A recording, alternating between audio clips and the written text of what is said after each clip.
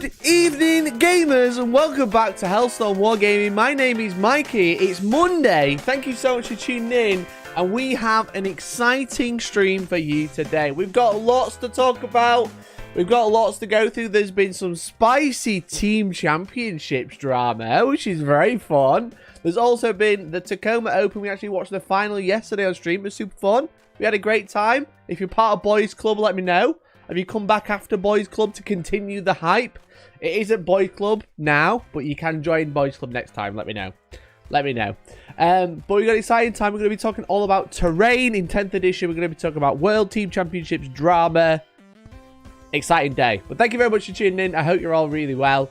Let me know who you are, where you're watching from, and why are you here? Why?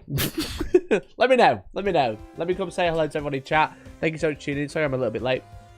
I mean, I was late by maybe 60 seconds at a push. But that's fine. If you type test does immediately was early. Now, it's just to make sure my stream bot's working. You know this here? This thing? So you can be on screen. I have to make sure that's working. So I type test. Because sometimes it doesn't. I don't know why. Sometimes it just crashes out, and then I change the pixels, and then it works, and then I change it back, and it continues to work. So I'm just like, I don't know. I don't know. Watching events all this has been nice to be in table round 1 or 2 by either Eldar or other knights. Well, that kind of tells you something then, doesn't it, really? That does kind of tell you something. 50 people waiting. The clickbait struggle is in this one. Yeah, the title was quite successful tonight. But that's what we're talking about. We're going to be talking about terrain and towering. That's what the kind of like the main topic is this evening. But thanks for tuning in, everyone. Let me catch up with everyone. Outrageous. Good evening, Decnal. How are you? Max Loveman says towering is fine. Standard Knights player. There he is. UCO GW yet, Mikey? Not yet. I'm still waiting for the call. I'm ready to answer the call. Again, £500 an hour, $4.20 at a discount if I'm feeling spicy. Depends what day it is. But no, I'm not the CEO just yet. I imagine the CEO probably makes more than that an hour. It's a trade that's too short. The trade is too short. Short like Mikey. What the fuck? What's wrong with you? Mercenary Q, thank you for kicking off the gifted members. Tom, I can see you. Salamander's Tom. Make sure you say thank you because you're a freeloader now. So thank you very much to Mercenary Q for gifting that membership. Absolute babe, legendary human. Oh, it just deleted itself. Thank you so much, Mercenary. You're a fucking legend, mate. We're trying to hit 10 members every single stream. Every single stream, we're trying to hit 10 members. Here it is. We got 1 out of 10. 1 out of 10. That's all right. What about another 9? Can we do it? Maybe we can.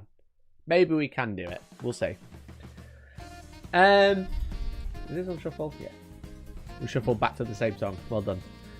Announcement said he was live. Is he bugger? I'm live now. I'm literally here.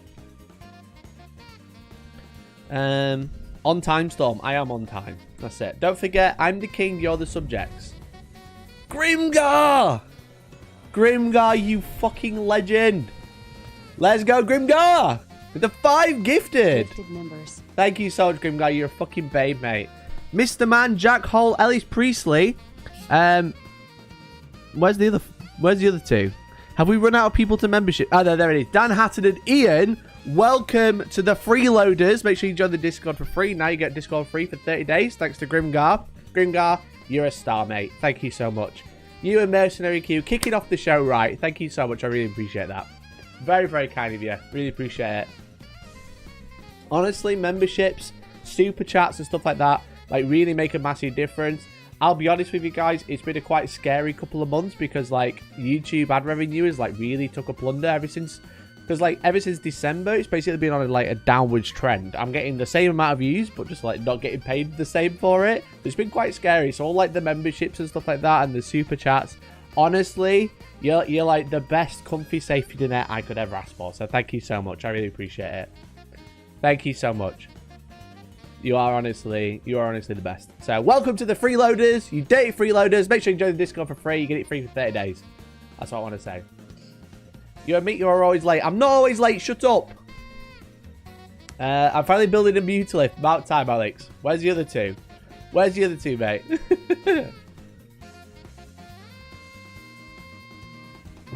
Imperial Knight's default dancing on everyone. Yeah, literally. Fortnite dancing. That's the Imperial Knight player. He does Fortnite dancing. Mikey, please edit together a highlights video of last night's stream and title it Coaching a World Champion Player. I did do that. You know, I did coach a world champion last night, but now they are a world champion. Literally the biggest event ever, and I told him what to do. I told Hank what not to do as well, and that seemed to work too. I joined, and Mikey's doing his best Luke Skywalker blue titty milk impression. What, this one? That one. That good impression, because it's bright green. It's green lemonade.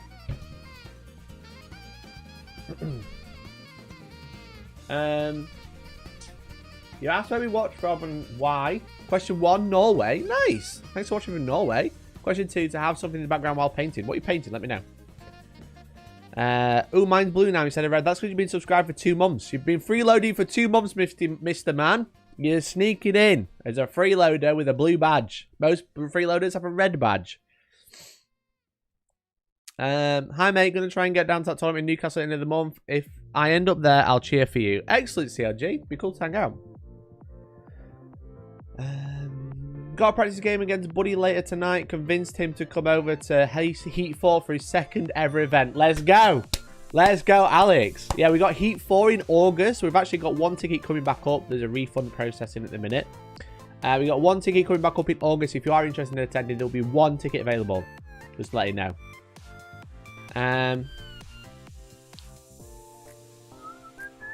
Thoughts on Ukraine and Zelensky this week? I don't know enough about it this week, so I'm not really going to comment. Has anyone actually tried taking the Warhammer with flavors just to watch the entire board? Just overwatch the entire board. That would be quite funny, to be fair. Mikey, is that Anton Deck meme where they're talking in someone's ears and making them do insane stuff on the table? Oh, yes. I'll try to understand what you meant then. You were obviously referencing the game last night. It was electric beads, mate. Vibrating beads in the bum. What's up, Mikey? How are you doing? Well, I'm good, Master Arcade. Thanks for tuning in. It was a great stream, though. Look forward to the next. Yeah, I enjoyed covering the game last night. Obviously, I can't do that with like every live stream ever because obviously there's like lots of creators out there. I'm trying to get in touch with some of them, see if they don't mind. But like with Warhammer, they don't seem to mind. Like people watching along and talking over it. So I really enjoyed it. The next one isn't till like September though. But I like really liked watching the final because a lot of the time, like the American streams, like the US Opens and stuff like that, I can't watch because they like finish at like they start the game at like 1 AM sometimes. But GW are having these shadow rounds, so they have round 8 at like 9 PM our time or UK time. So it was like nice to be able to like sit and actually watch it, and then like it was nice to be able to like kind of like commentate over like a normal tournament game where I normally stream a game. But it was kind of like way more relaxed. I'm not having to do any of the production. I was just doing the commentating and having a good time. So that was fun. I did really enjoy that. That was fun. It's not like he played the footage your own. No, exactly. It's a watch along of their stream. So, so yeah. So some creators, like if someone said, "Can I react to your stream?" I'd be like, "Yeah, fine, whatever." But some creators who are like smaller might be like, "Oh, I don't really want you to watch along because I want people to watch my stream." I'm like, "Yeah, that's understandable." But it was nice to like because it's Warhammer, they don't really mind. It was just nice to do that. It was really cool. So let's hear it for the boys. The boys club was fun. I did enjoy boys club. We had 1 whole beer. It was a big beer. We did have 1 whole beer. We commentated over the game. We laughed and joked about it. And then we got back into it. We watched crazy shit happen. It was like watching football. It was very good. And I don't know how often I'll be able to watch a final that lasts 2 hours because 2 blokes run all their models to the middle of the fight. It was quite funny. It was quite funny. I'm a freeloader member. Does that mean I get a free ticket to Heat 4? Freeloader for life? No, you get free access to the Discord though. That's why you're a freeloader. But Heat 4 is happening the last weekend in August. It's the bank holiday weekend. And there'll be tickets available at Hellstormwargaming.co.uk/shop. That's where you get all our merch from. unless it's closed, and that's hellstormapparel.com. It's all in the links in the description. There's 3 there. It's like Dyson stuff, then it's clothes, you know? Time for me to do the big problem with Hellstorm reaction stream. I can't wait. It's going to be funny. Because I'll react to that. That'll be great. I was watching a bit of that game this morning. It looked very silly. It was so funny. It was so funny. It was one of the best finals I've ever seen. And Steve was like talking about it on competitive 40k this morning. I was just like, how did you not lose that game?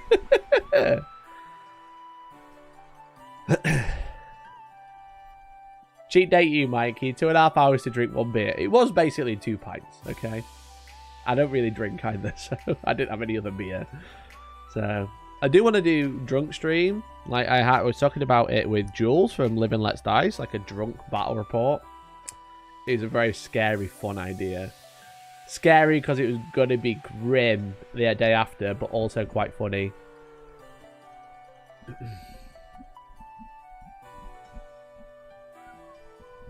Super looking forward to Heat 4 in August. I've done a few Heresy events, but it'll be my first 40k event. Let's go, Connor. Let's go, Connor. It should be sick, mate. It was very simple tactics-wise. It was very simple. It was just funny. Just here's like 40 dudes running to the middle.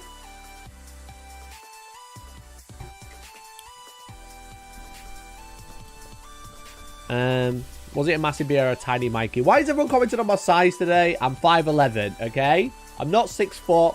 I'm not 5 foot. I'm 5'11". Or 10. I think I might be 5'10". Okay, I'm quite small, sure. I have lots of ideas for the Drunk Battle Report stream, but I'm not going to say them out loud, because whenever I say ideas out loud, someone comes over and nicks them. So I'm not going to bother. I'm going to you'll just have to trust me, okay? You just have to trust me, I'm afraid. I'm a right height for a mic stand. Fuck you, Lambo.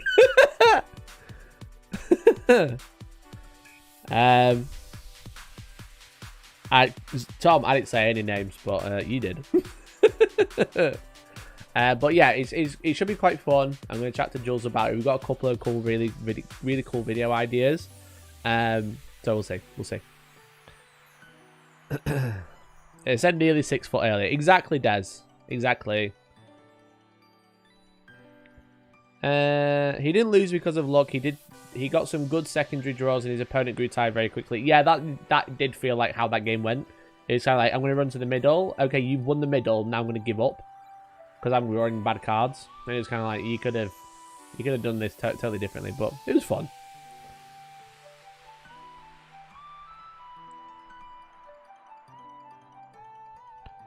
He lost because he made some very bad decisions after he wiped most of his opponent, was set up for an easy win. Yeah, he kind of like snatched loss from the jaws of victory type deal.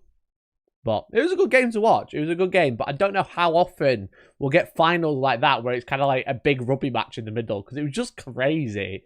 It was so crazy to watch. It was really fun because it was just scrum. It was just get to the middle and fight. I don't know how often you're going to get that in 40k. So it'd be nice if it was. It'd be well easy to commentate. It'd be well easy to watch. I think that's like why a lot of Age of Sigmar matches are quite good to watch compared to 40k, because a lot of times 40k is just shooting each other and it's very abstract. Whereas like combat, you can see it happen. It's like they run to the middle and you take your models off. So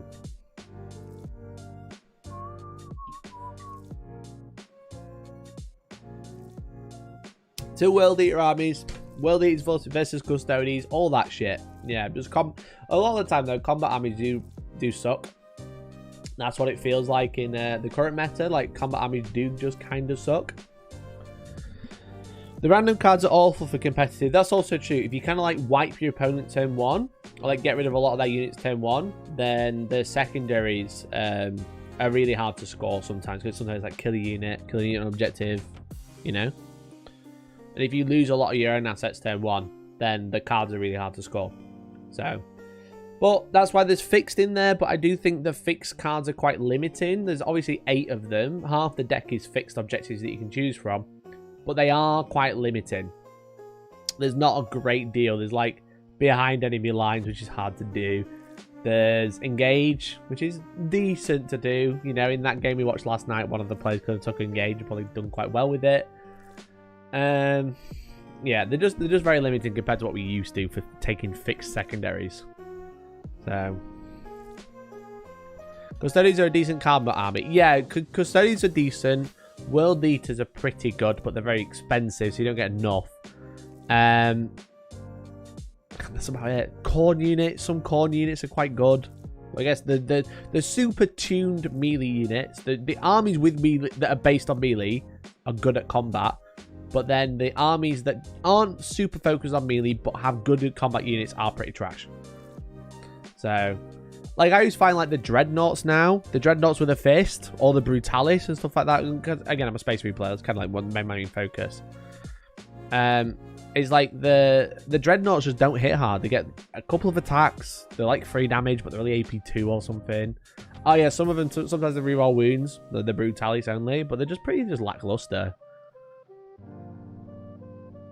But the Custodians are a standout of like, they are correct. They've got very good stratagems. They're very tough and they're very good in combat. From my 3 games, I've found melee is really boring unless your unit is a boss at melee. Yeah, exactly. Like a lot of melee just feel like it bounces.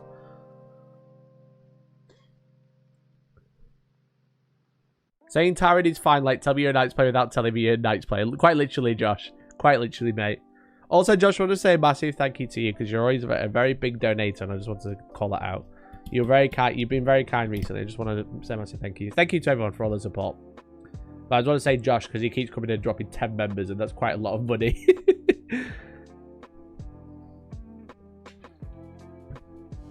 Playing Custodians, I can't figure out what fix I would use.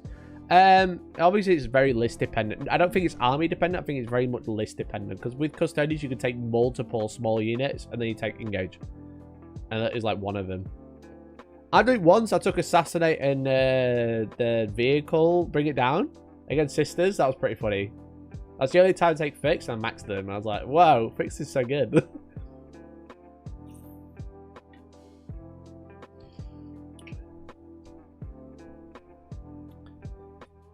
Mercenary Q! Oh, mate. It's because I said thanks to Josh. I haven't forgotten about you, Mercenary. You're a fucking legend, mate. Thank you so much for the gifted membership. Tez, welcome to the freeloaders. Make sure you join the Discord for free for 30 days. You join the Discord for free for 30 days. If you are a member, you get a Discord for free all the time, whatever you remember. It's like, it's a free Discord, but you get way more access while you remember. I actually reply to you while you remember. If you're grey name, I ain't got time for you. I'm sorry.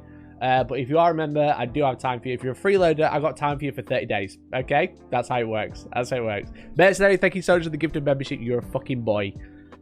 You're a boy, mate.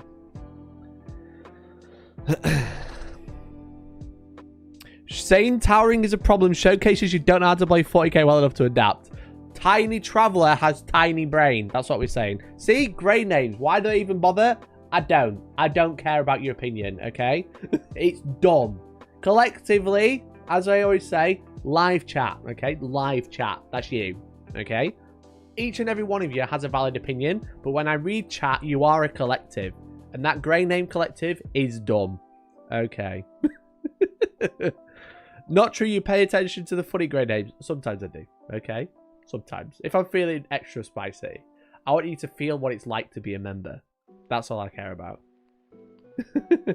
Grey names is your union rep, please don't embarrass me. Grey name, Decknell, the king of grey names, is now green name. That's how good it is.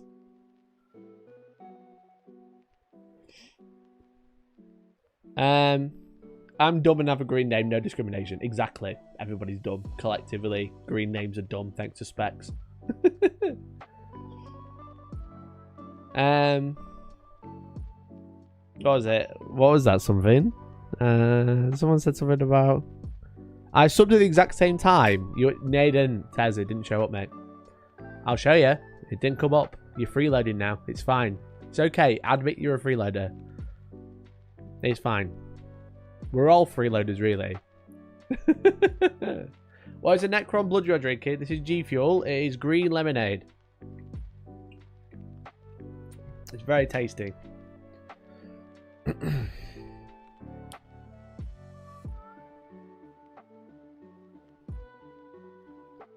Green names are salamanders or dark angels. We need a better name for green name. Like, green name is great. I love the freeloader tier. The freeloader tier as a name is really good. I really need to rename the rest of them. I might have, like, the cheapskate as £2. And then, like, the Chad at, like, £7 or whatever it is, £6.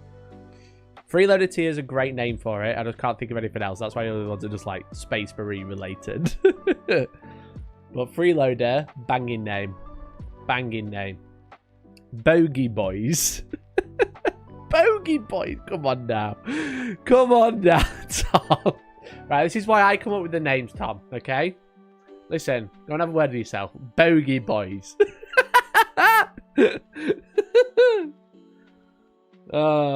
Boys Club. Boys Club for max tier. Maybe it is Boys Club. Yeah. Boys Club, girls allowed. Maybe it is Boys Club. Yeah, maybe. Drinking green, fizzy drinks is the new meta. Just drink green, yeah. This is how I win games. You know what? You know I've only podiumed in the events I've played this year. It's because I drink G Fuel. Okay? I'm not sponsored. I want to be. If I keep shouting about it, maybe one day.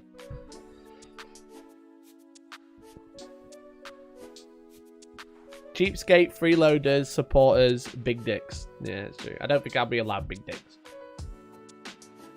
Bring back Dick and Dom vibes. UK kids born in the 90s now. Oh, mate, do you know what Dom's doing now? Or is it Dick? I don't remember. The short one, the not blonde one.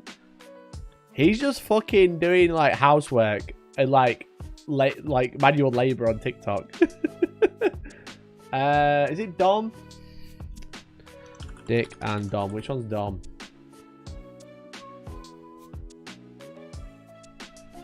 Which? No, let me see. Just says Dick and Dom. It doesn't really say. Dom's the one you're on about. Yeah, is it Dom? He's just doing like fucking. He's just building flat pack furniture on TikTok now.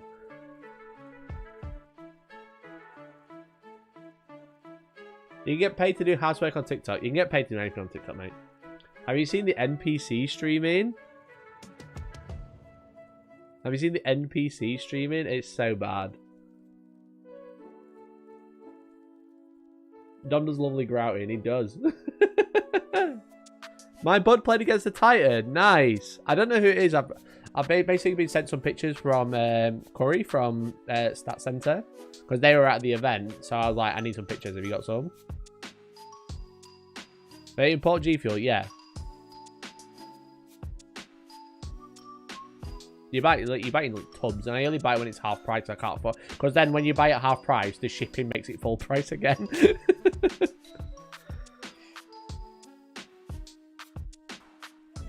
But the NPC stream is doing fucking crazy.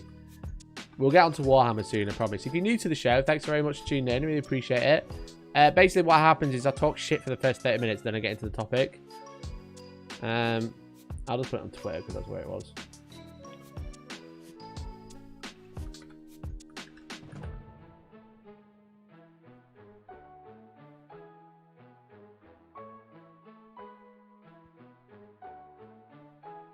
I swear it must be some sort of kink. It's very weird. Martin, thank you so much for gifting that membership, you absolute legendary human. Thank you so much, buddy. Schwarm, welcome to the freeloaders. Make sure you become a member in the Discord. It's literally free to join, and now you can become a member in there. Link your account and get the best bit for 30 days. Yeah, have people seen this? I promise. Stinky swear. No spicy. This is called NPC stream. This is the new meta. All you do is react to people sending you money. Maybe this is what I should be doing. Maybe this is what I should be doing. There was a funny one this morning though. It was it's just bizarre. This one as well. This is the most famous one. Wait, where's the... Alors, ce que vous gaming, et donc ça consiste. Oh, the original. Where's the original? This one. Is there a video? Take your CR, take your Kiki. Ice cream so good. Have you seen this? Max, Pop, amazing. Ice cream so good. Ugh. This is the meta on TikTok, by the way. This is streaming. So this is good. quality take content. Your CR, take your mustard. Ice cream so good. Thank you, Sky. Got money. Wow. I got your name. Wow, ice cream so good. There we go. I'm in the dead PC streaming. Beautiful gift. It's so weird. Ice cream This so is good. like blowing up Take on your Twitter ice, and take everything it now. Tania. This is the real drama chat. Ice cream so good.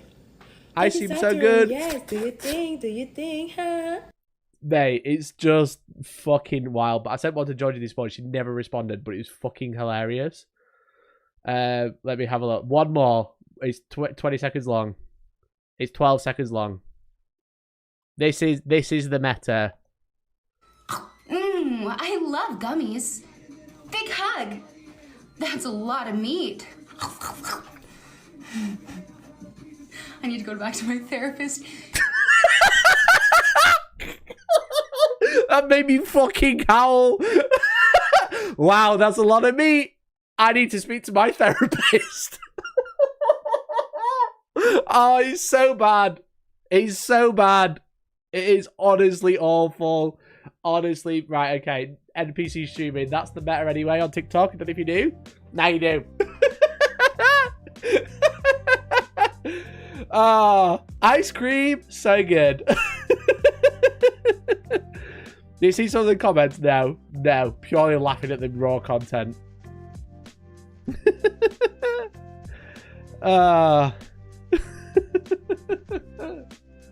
Mate. Anyway, so when people say that I ignore them, that's why. I don't want to be an NPC streamer. I ain't reacting to everything. Remember what I said about meme generation? Hell yeah. Honestly, that's just like some other side of TikTok I don't see. I use TikTok all the time, and all I get is fucking just weird memes. Just weird memes. Just, oh man. We might all need you to get a job now, mate. This isn't good for you. What do you mean? What do you mean? Why would you unsubscribe? I'm just showing you. I'm just showing you what you could be suffering. But no, you decided to stay here with me, and I'm here to look after you. But also I'm here to kind of like educate you. You know, not only Warhammer, just general internet drama. So that's how security guards should react to DJ audits. Can you imagine?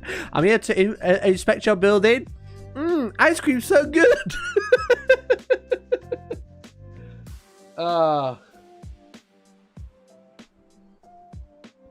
My Discord link takes me to @me so no one can join. Huh? My Discord link just worked for me. It just took me straight there. And Blood for the Blood God has just joined. The link does work. Can people test it, please?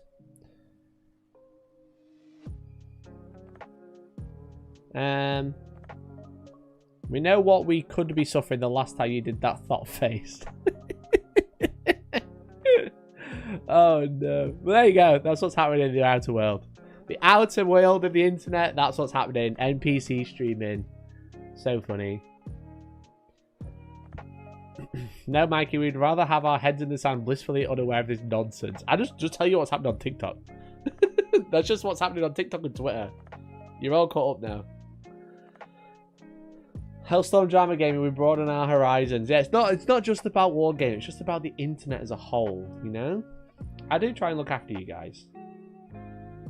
Where's the pink fluffy light shade gone for Barbie week? What do you mean, where's it gone?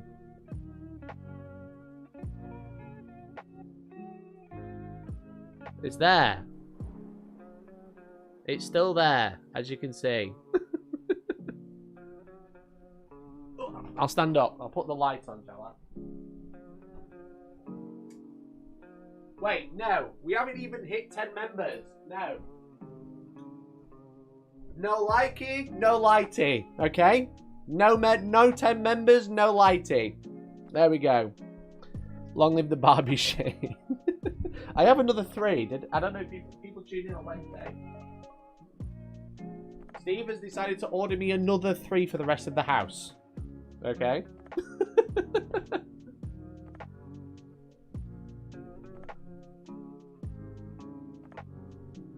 Oh, he's just sitting at his standing desk. Yes, this is standing desk. It looks like such a fire hazard. It definitely is. It's just plastic feathers. But I have like an energy saving bulb, so it should be okay. Anyway, I'll turn the lights on if we hit 10. We're at 8 so far. We only need 2 more. £2 a month. $2.50 for the cheapskates. Copyright Paddy Begins, quite literally, yeah. Alright, okay. So we've got 2 topics to talk about tonight. We're gonna have one's quite long, one's a little bit short. Did I count I did count yours, Jamartin. I've got yours. We're at 8 so far. We've had Mercenary, Jamartin, and then 5 from Grimgar. So 8. And there's 9. Thanks, Max. Max, love, man. I love you, man. I bet you've never heard that before, have you, Max? Thank you so much for becoming a member, you babe, mate. Really appreciate it. We're up to 9 now. It'll update any second. Member. There it is. You should be paying us for subjecting us to that NPC rubbish. Listen, I'm just teaching you the ways of the internet. Just teaching you what's going on. Bringing you the hot gossip. Okay? Just teaching you all about the hot gossip that's happening on the wider internet. Dom! Welcome to the freeloaders thanks to Justice Sanders! Justice Sanders, mate. You're a babe. We're up to 10 now. Easy clap. Alright, I'm going to put the light on. Gifted member. That's the new sub goal.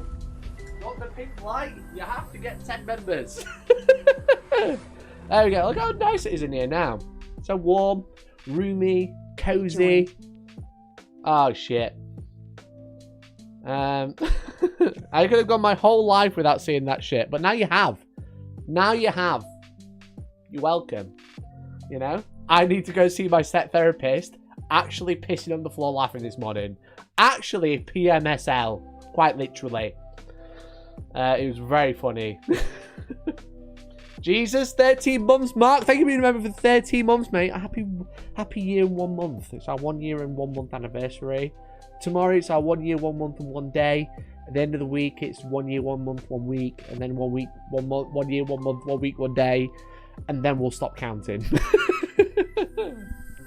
Right, okay. So, drama time. 2 pieces of drama. Kinda 2 pieces of drama. We've got one. I'll let you on a secret. It was a bit clickbaity. Cuz40k, thank you for becoming a member as well. You absolute legend, mate. I hope you're doing well. Cuz40k runs last of the Summer Winehammer. He's an absolute legend. He's a really great guy. So thanks for the becoming a member, bud. I hope you're doing all right. I know you've been having leg problems and shit, so hopefully you're doing okay, mate. So the 2 topics we've got Team England drama in Age of Sigmar. To clarify, Team England drama in Age of Sigmar. Or we can talk about terrain in 10th edition regarding Tacoma open terrain and just generally like terrain and towering as a whole.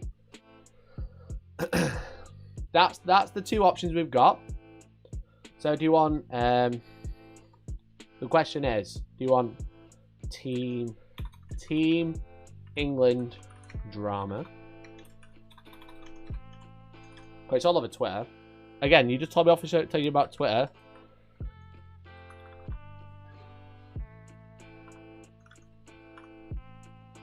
Or terrain and towering. I spelled it wrong. I know you're going to call me out for it, so I'm going to have to correct it. God damn it. Right, there we go. There's the questions there. I pitched the question to you. Terrain spotting. It could be. Old Boys Club. I'm letting you answer it now. Mikey spilled the tea about Team England. I will if we get the high enough votes, you know. There's 200 watching. Let's get 100 votes. We're at 46 already, and I put it up like 30 seconds ago, if not less than that. So the good one first. I think they're both kind of good, but yeah, it is Age of Sigmar, so you know. If it was just about that, I would have clickbaited it and said like 40k, Team England 40k. If I make a clip out of it, I'm gonna have to clickbait it to make it sound like it's 40k, and then it's gonna be about Sigmar. But yeah. 74 of you are voters. Let's get 26 more. Get to 100. That's half of you bothering to vote. If you can't be bothered to vote, it's your own fault if you don't like the content, okay? Okay. It's as close as Brexit at this point, though. Story time. Drama time. Short one first. The AOS one is short, but I mean, if people don't care, people don't care. And I'd rather, like, do what people are more interested in, and then if there's time, do the other one afterwards. So you're likely going to get both anyway. But obviously, doing the more important one or the more popular one first. Oh my god, 51%? 96 votes? Holy shit, this is closer than Brexit. It's going to be 50% in it at 100. It's going to go 50-50. Oh man, 2 more of you vote. It's as close as the Nidomarine fight. It is pretty close. 100 votes! 50%! It literally just ticked over. It literally just ticked over. Right, what the fuck am I supposed to do with this? What the fuck am I supposed to do with this? How is this helpful? I said 100 of you. Oh. What am I supposed to do with this? I was like, oh yeah, the vote will be fine. Never have I had 100 people voting to be 50-50. Look at that. Look at that. Spin the wheel. I might have to... I either spin the wheel or I say 150. There's more people watching now as well. Listen, if you just joined in, thanks for tuning in. We're about to start spicy topics, start the drama, do the content. And I asked the chat to vote. Which one would you prefer? And you've given me 50% each. Right, let's go to 150. And I want a 3% lead. How's that sound? 150, 27 more people vote. Vote for the one you care about.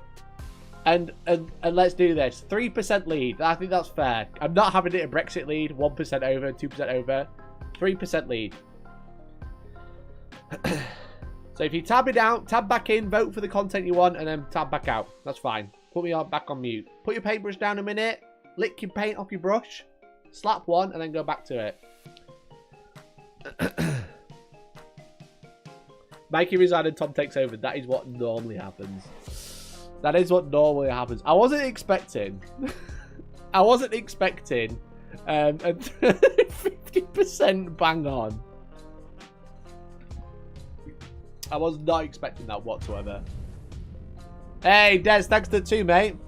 Sadly, I can't hear you because it was less than £2 for the donation, which is pretty sad. That is pretty sad, to be honest. But I do appreciate you. Thanks, mate. Train, please, then. 13 more votes. Come on, 13 people. Let's do this. 13 more people. You can do this. You can do this. I believe in you. I'm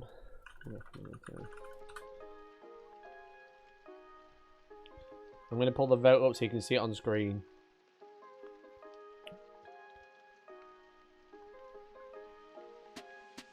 Live. There we go. This is what I'm working with. Okay? This is what you're making me deal with.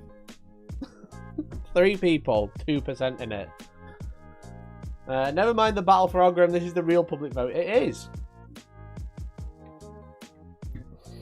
I'm going to Dumbledore this shit if AOS loses. AOS might be losing. There's a 3% vote now. 2 more votes.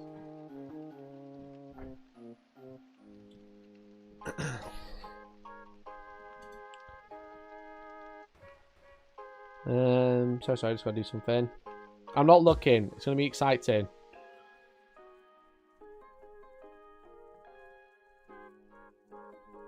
Here we go. 154 votes. Terrain and Towering at 52. Fuck's sake. Alright, it's at 53. I'm gonna end it now. 58. There we go. Well done, everyone. Well done. AOS has lost. We'll do AOS next time. Fuck me.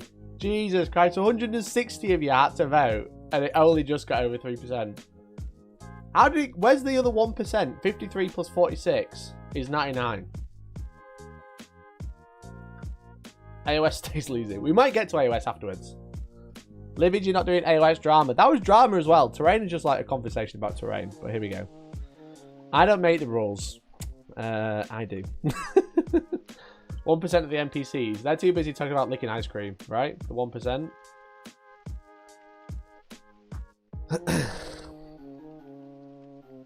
Russian vote front of play. Look, I literally, that was a democratic choice. It was a democratic choice. What more do you want from me? What was I voting on? I literally just turned up and voted terrain and towering. So you talk about the topic we're going to talk about. You know? That was it. That was it. You were just deciding what topic we're going to start with. But I'm proud of you. You all did it. Right, okay. Let's choose a song. So we're going to talk about terrain and towering because obviously we just had the Tacoma open. So I hope everyone's ready. Okay.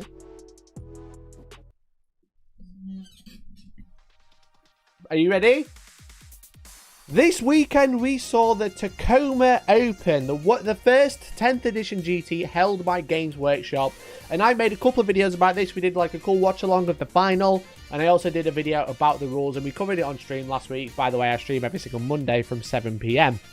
Now, with the tournament format of Games Workshop, they have what's known as a Leviathan tournament mission pool in the Leviathan Tournament Compendium, which you've probably seen. These are all the recommended missions or mission... how would you call it? Mission... I can't think. Configuration! The mission configuration. Because we have a deck of cards now for primary, mission rule, deployment, etc. And with that, we are given terrain layouts. As you can see, there's like 1, 2, 3, and 4 to choose from. These are all recommended terrain layouts. And these are the recommended terrain layouts by Games Workshop. We've obviously spoken about these a couple of times now, because these are the recommended terrain layouts for use on these missions and for these deployment types, basically. So there's 4 different types of layouts. And essentially, the big squares represent a footprint of a ruin, and then the blue part represents part of the ruin, okay? Whether it's a wall, whether it's a big, like a debris and stuff like that, it's just part of the ruin. Now, the thing is, the one thing we didn't have when we were shown these layouts is a sense of scale. Because obviously, we got a top-down view, we got the perfect view of the table. That's where all the perspex goes, or the acrylic for the Americans. Perspex is a UK term that basically means type of acrylic. I believe perspex is brand. It's like kind of saying Coca-Cola instead of Coke. But the footprint is where the acrylic goes, and then the buildings sit on top. But what we don't have is a sense of scale. We know this is a board size. We know what size these parts are. But how high is the terrain? Well, thankfully, people at the Tacoma Open, especially Curry from Stats Checks, thank you very much, and Jeremy, he actually sorted some pictures out. And one that was floating about was this. This is the terrain from the Tacoma Open. And as you can see, it's interesting. Very interesting. Now, in 9th edition, this will be fine. Okay? This is actually the same terrain that we're using in 9th edition, but slightly rearranged with acrylic. As you can see here, the terrain is exactly the same. Like, it's still the same walls. He's got some debris. Still got the acrylic, you know. Now, obviously this has 4 large squares, and basically what's happened is they've taken this terrain layout, chopped the 4 large squares in half, and rearranged the terrain. Now, this is 9th edition tournament terrain, and it is weird to play on if you've never played on it before, but it is quite functional. It's actually a very heavy board, because if you don't know, as I've discussed multiple times on the channel, especially when I broke 10th edition, the acrylic is part of the ruin. So the acrylic is actually the footprint, which means that has essentially obscuring. Again, we look at a 9th edition board right now. if you're stood here and I'm stood here, we can't see each other because there's acrylic in the way, and vice versa. So it makes this board very, very heavy. Now for 10th edition, there's quite a significant change that makes this board go from actually quite good. Like, aesthetically, it does look a bit barren, but there's a lot of acrylic on here. But there's one thing that that kind of causes an issue, just a little bit. Okay? So for reference, if you don't know, if you've never seen this board before, that's great. I'm going to do some drawing on screen right now because I'm a professional streamer. So as you can see, we've got these buildings, but you might be able to see there's actually the perspex here. So, or the acrylic. The acrylic for Americans. Freedom. Goddamn freedom terms. So as you can see, this is the acrylic. Now this represents the footprint of a ruin. So as you can see, there's this ruin piece here. As you can see, this is what I'm talking about. This ruin piece is a piece of terrain. And then this acrylic on the bottom counts as the ruin. So what that means is you're stood here. Hello, that's you. Hi. And I'm stood here. I've got a sad face though. These two people, or these two miniatures, can't actually see each other because the acrylic is obscuring. It's part of the ruin. It's part of the footprint. Okay? Plexiglass. Plexiglass, perspex, acrylic, see-through plastic. It's all the same thing. But as you can see, like, these two people can't see each other because the acrylic is in the way. Okay? So the acrylic is part of the ruin. So what you actually get is what looks like quite an open board. But because of all the acrylic on the board, it's actually very heavy. You know, you got a massive ruin here, which you can get up and hide in. You got ruins straight across the middle of the board. You got another ruin there, and another ruin there. And I think if we have a look at the top down for this board in particular,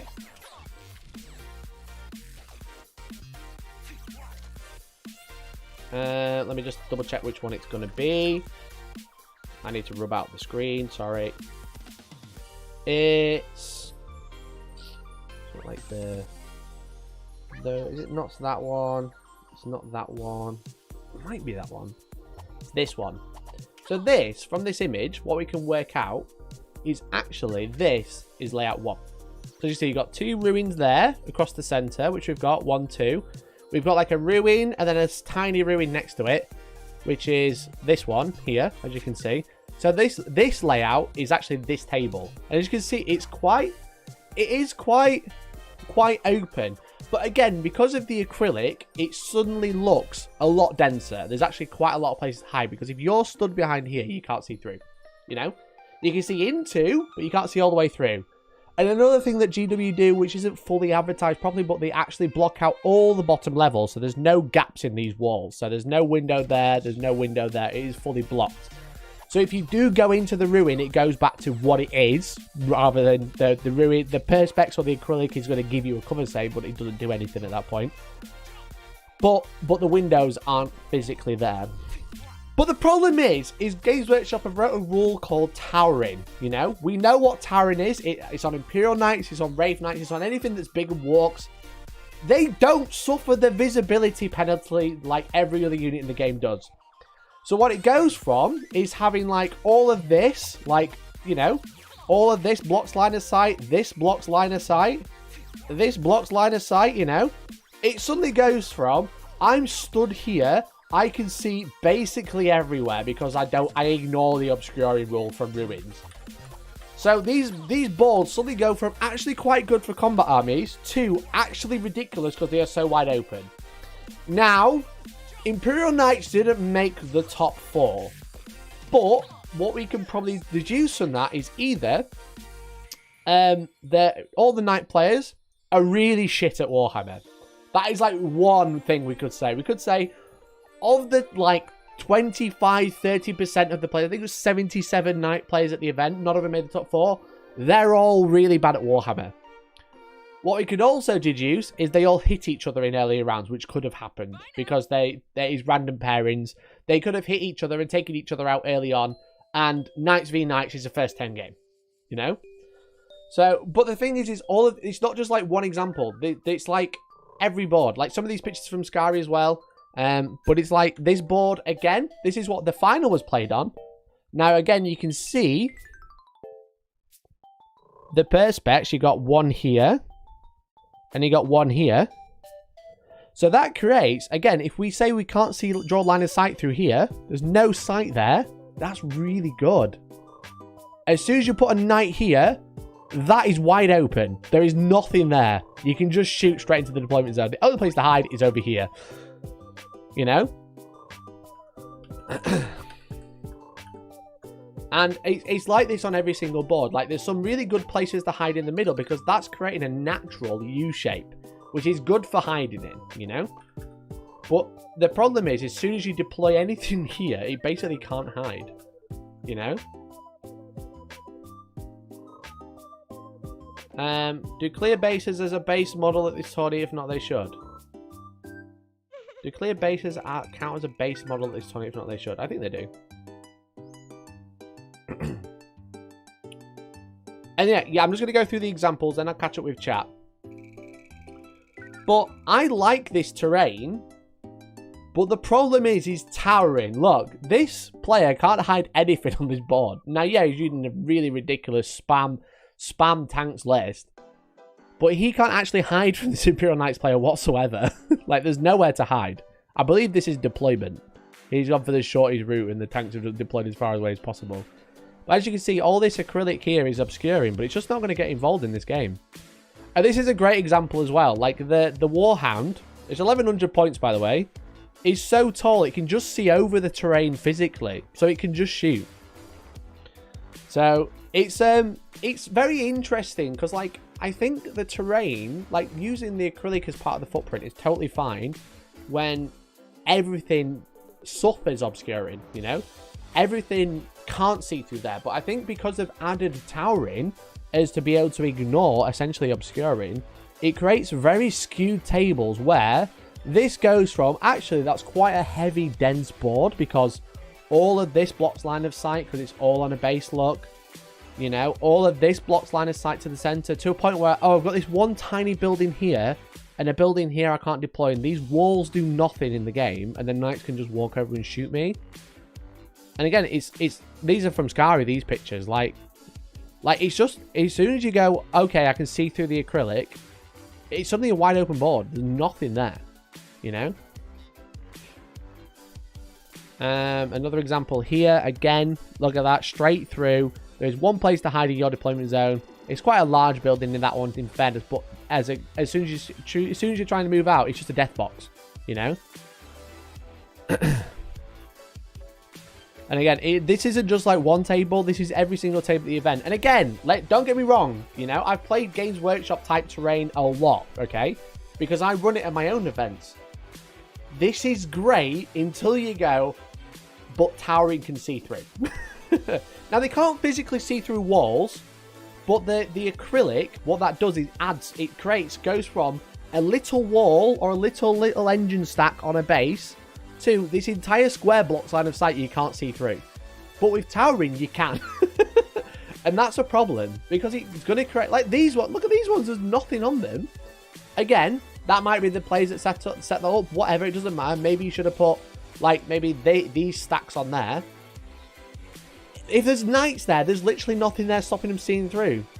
Now, obviously, the opponent can also see, but knights are much better than shooting than most units in the game because they have a lot to shoot. And what it will probably come down to is a first turn game. If you go first, you take down a knight, you hide from the other ones, you might be alright. If you go second, you're probably going to get charged by a knight or you're going to get seen by a knight because they do move quite fast.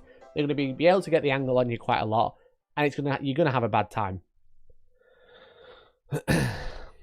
So let me catch up with chat. I thought this is an interesting topic. I realise the music might be quite loud, so sorry. The terrain really puts things into perspective. Well done, Gitley. Don't sugarcoat, it's flipping terrible. Like, yes and no. Yes and no, because I will give it to them. The layouts are nice. The problem is the towering ruins it. Without towering, these boards are really good. And again, I've played on it loads. If you've not played on it before, it's going to feel quite weird. But the layouts are good, you know? A lot of the time, I think there's one or two, I can't remember which one, I think it was maybe this one. There was one, I can't remember which one it was, but I was just like, in that mission, that's a death box. I think it was layout 2. This one generally is a bit of a death box.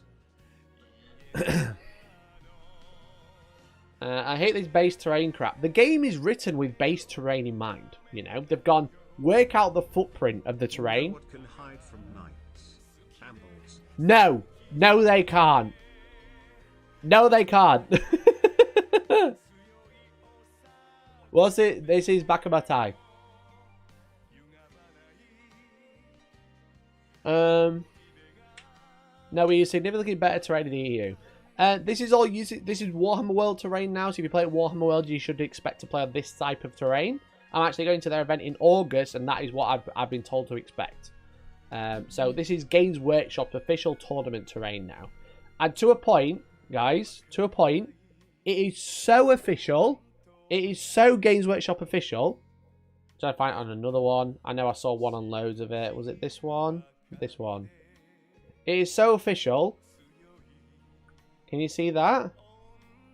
Can you see this here? This is how official it is. What's that?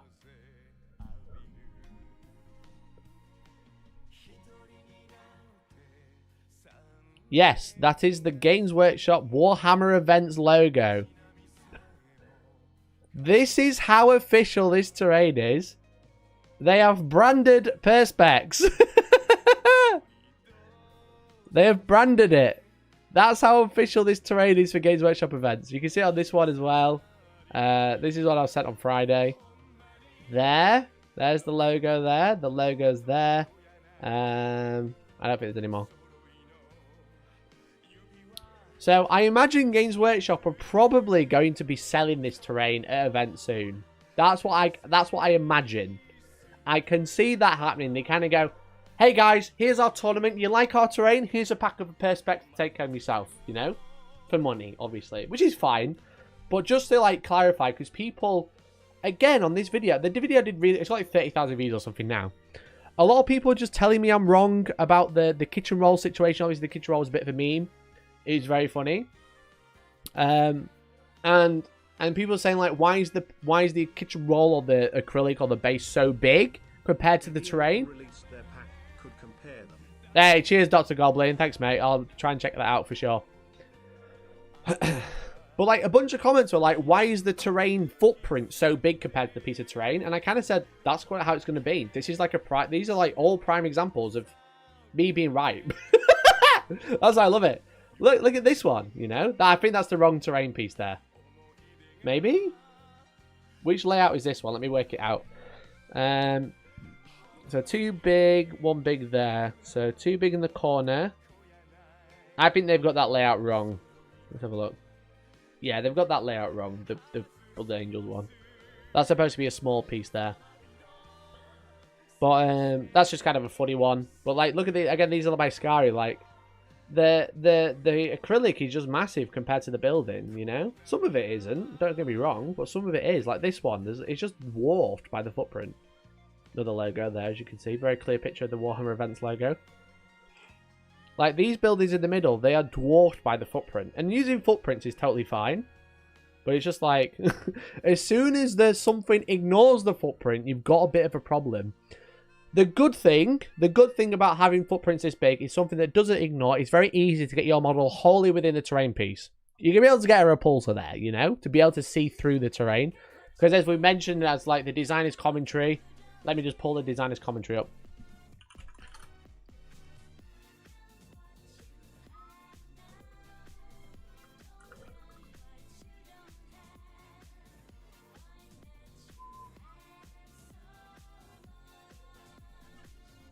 Come on. Come on. They've got the whole wholly within clarification, if you remember.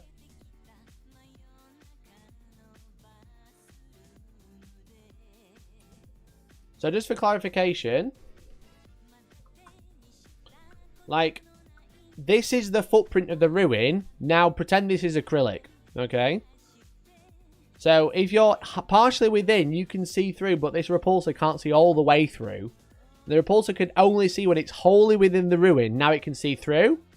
So this is just like, for those of you who aren't quite understanding the problem with like perspex or footprints, this is kind of like how the game's played now. Like you might say, oh, playing a big base like that is really dumb.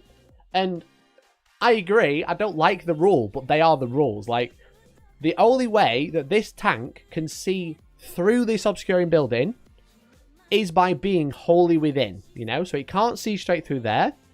It can't see straight through there, but now they can see him. And the only time he can ever see this unit is by being wholly in. So the fact is that the game has been written in a way and designed in a way that terrain should be on a base or should have a very clear footprint, you know? But then you get this, and it's just like, well, that's all right, that's fine. This is not a great example. But like this one, it's like they've got these massive pieces of acrylic, and you're gonna have to get your entire base on there, which works. But again, it just falls down when you have an army or massive, really good, really efficient units like Imperial Knights that just ignore it and they just go, I'm going to stand here and I can see all the way into your deployment zone. There's nothing stopping me. Whereas like most boards that don't have this, or like old boards, in the middle you have massive L shapes. Massive L shapes. Because like even if you can see through the base, there's a massive building in the way so you can't see through. And it doesn't have windows or anything like that. Now, again, I criticize anything that deserves it, okay? You know me. I feel like I am quite genuine. And when I think something's crap, I'll tell you. But at the same time, I'll tell you when I think something good. I think those boards are good if you remove towering from the game. Or there's no towering on the board at the time. Either works. But as soon as you put towering in, it suddenly falls apart. Now, the Alpine GT, which happened a couple of weeks ago, was actually a test bed for the WTC terrain. And, you know, I've criticized the WTC a few times, and I do not get on with the organizers because they don't like me calling them out. That's pretty much what it comes down to. But the Alpine GT tested some of their terrain because they are using bases now. Now, if you watch the stream on Wednesday, it's going to be, like, going over a few things I've already gone over. But I just want to, like, kind of clarify, and I want to say, a massive thank you to ICD Chief, mate. You are too generous! Mate, you gifted like 20 yesterday or something. Jesus, man.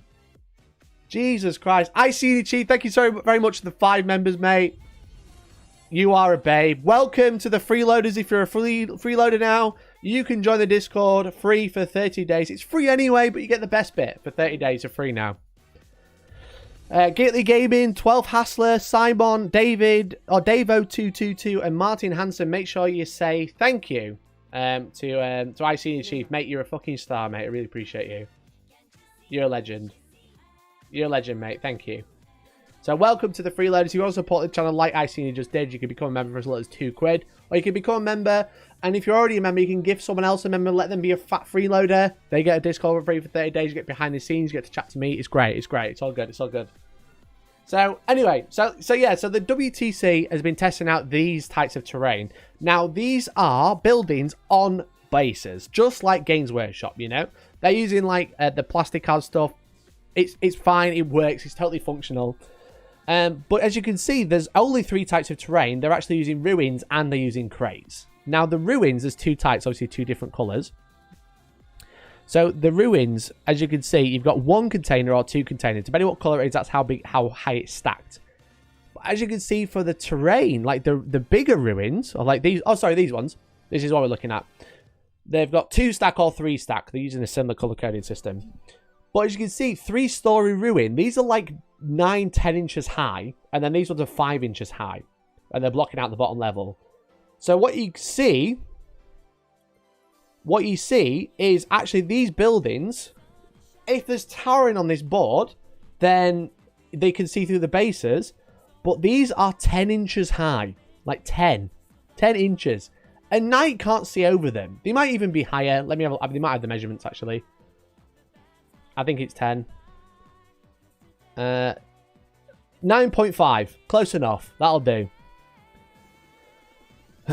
So they're using bases, so you can get your models wholly within quite easily, which is good because, again, the game's written for a base system. You might not like it, but that's how it's written. But then the buildings are 9.5 inches high, which is really good. Really, really good. So they're using their old L shapes, but also adding the bases so they have a footprint for the ruin. And I think this is the way you need to go. I think with towering, Games Workshop's terrain doesn't work anymore. I think it was really good. I really enjoyed Games Workshop's layout. It was sometimes a bit funky. I like the newer layouts they put out like 6 months before they changed it, before the new edition. But with towering, it just falls over, and that's a problem. And that's a real big problem. It's a real shame, but I think if you put towering away, it works totally fine again. But until then, they need taller ruins to actually hide stuff. And I think WTC have actually smashed it. I think they've done really well. So again, I've had my problems with some of the organisers in my past. You know, they've said some done stuff online. They didn't like the fact that I didn't like it. That's fine. But what I will say is that they've done their terrain maps quite well. Because what you got is 5-inch ruin, a big fat 9-inch ruin, and it's like corner deployment. So here you've got like this big 9-inch L. You got this one. And then you got like 2-tier high... or 3-tier high crates maybe, or 2-tier high crates there. So these are good, you know. There's like quite a few different ones. So it's obviously depending what type of layout you've got. This is hammer and anvil. So you got 2 5-inch ones. You got a 9-inch one in your deployment zone. 2 massive 9-inch ones which do pretty much cross over. So the only way you can draw line of sight through is basically this section or even past it. But then you got crates in the way.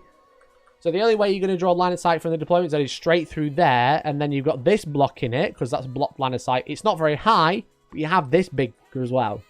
So what you're going to see is a lot of different types of terrain changing quite quickly to get used to the 9th edition.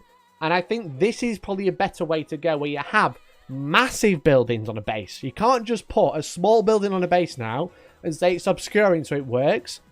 You've got to have the physical building if you're going to have models that ignore it.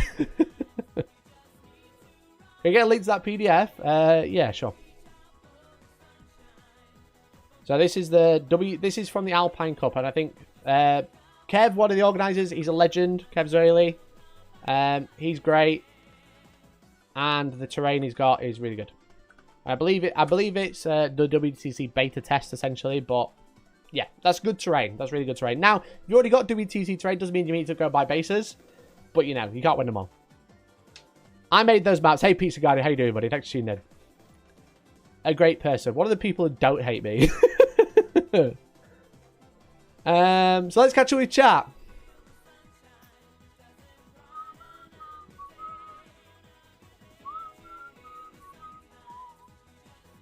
Look who's laughing at the kitchen roll now, quite literally. Quite literally.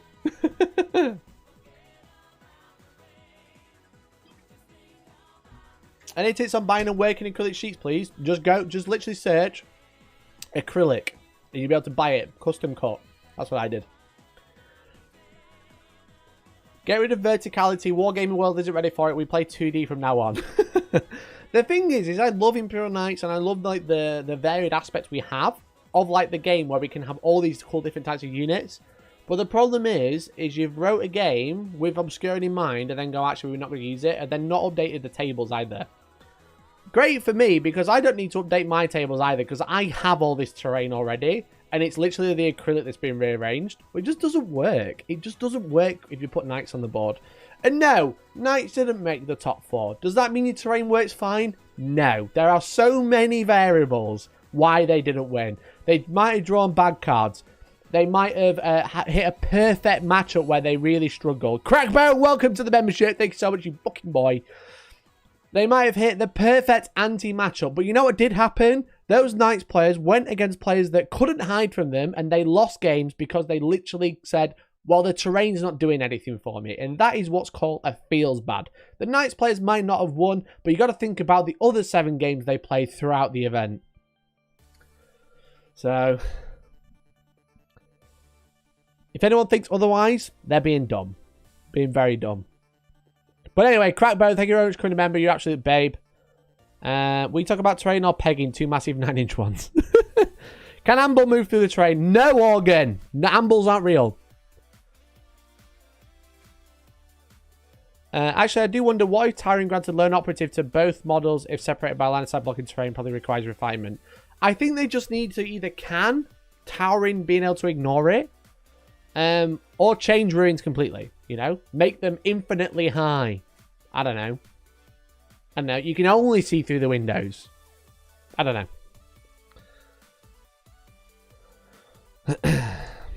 Mikey, does a GW terrain specific ruins you have to use or can use whatever buildings as long as it fits on the plastic base? So they recommend this sort of layout. They recommend something along these lines, you know? So this is all in the compendium. The area terrain, the suggested ruins walls. So the squares are basically floors, and then the walls are walls. So here's a WTC maps literally released right now. Are they different? You can't post links, but if it's on Facebook, I can grab it.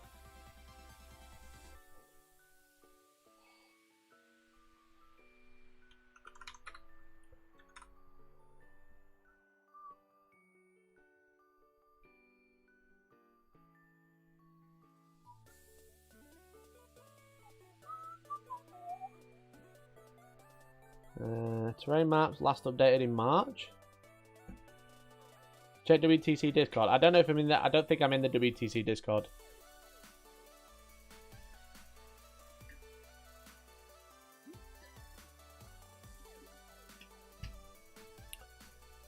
If you want to drop me a message in Discord, that'd be great. I'm not in the WTC Discord.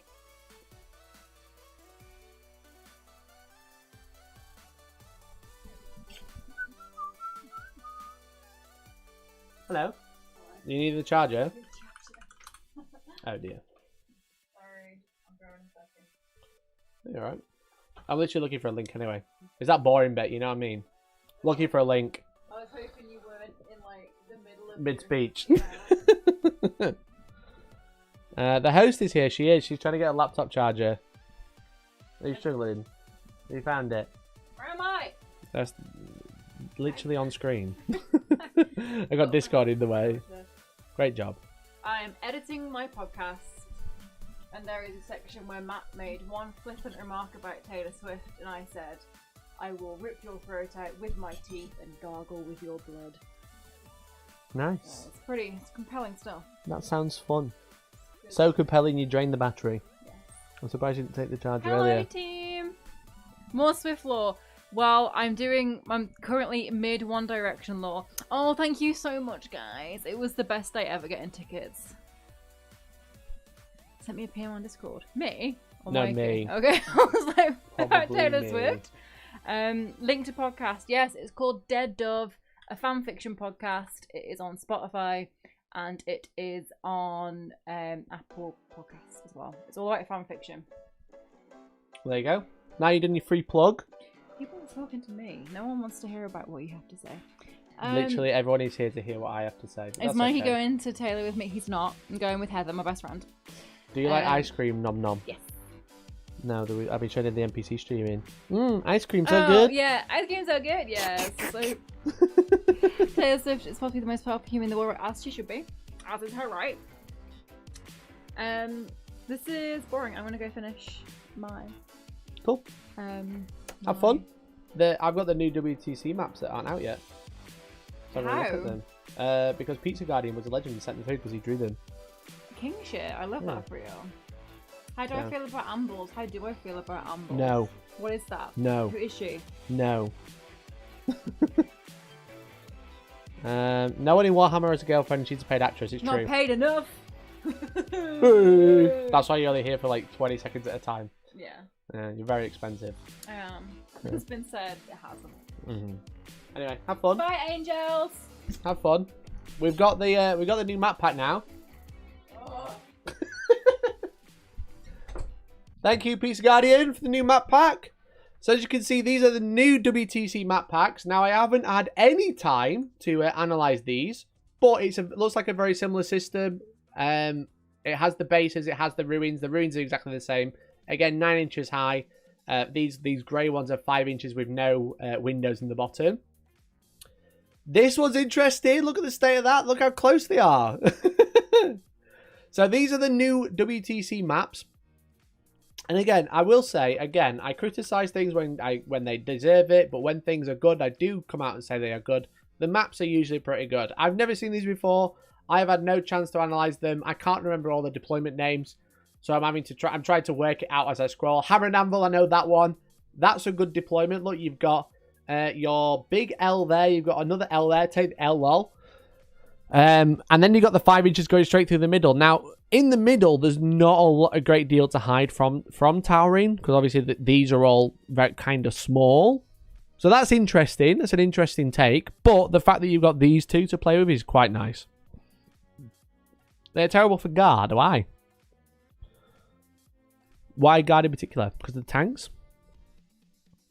The thing is with the tanks is you can drive on here, then you can see through this rearing. There are medium, heavy, light maps. Exactly. So yeah, so I'm just going through 1 to 16-year-old medium, 1732 heavy. Jesus, there's quite a few. Oh yeah, I just realised how much scrolling I've got to do. So the medium ones look quite good, actually. There's a bit more terrain than I was expecting, because I thought it was going to be 4 and 4, but it's obviously 4 big ones and then 2, 4, 6 medium ones with some crates as well. It seems like it is quite light in the middle. There's not a lot of big L's going across the middle. The Alpine GT ones looked a lot heavier in the center. Search and destroy. This is corners. So you got the big L in your corner and then another one. So these are all the medium ones. Let's have a look at heavy. Oh shit, boy. They went 6 big 9 inches.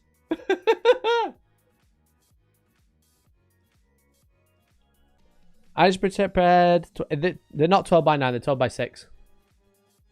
I think. I don't think there's any that are straight on there, so I can't measure it. But I'm pretty sure they're 12 by 6 squares. Or rectangles, even. It's for a team event. Yeah, that's what you got to remember with these maps. They are for a team event. Now, I do run WTC layouts. I don't know if I like these or the Alpine GT. When I've looked at the Alpine GT ones more, so I've got like a much better understanding.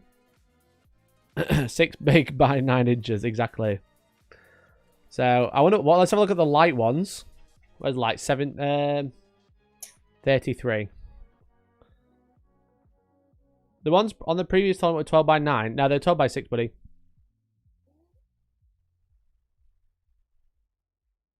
On the previous one as well. So these are light ones now. Ah, you can see, look, they've only got 2 big L's. So the 2 9.5 inch tall L's, the rest have got windows. This is bad for Imperial Knights, as in, do not play Imperial Knights on these maps. Alpine GT are both 12 by 6 and 12 by 9. Oh, interesting. I thought it was all 12 by 6.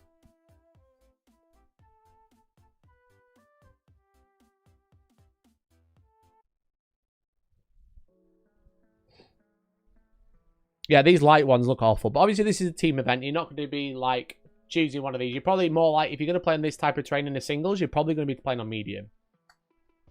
So, you had puzzle pieces, 12 by 9 and 12 by 6 and 12 by 9. Oh. I think I was just looking at one type of terrain, to be fair. I wasn't looking at the other one, so maybe that's why I'm confused.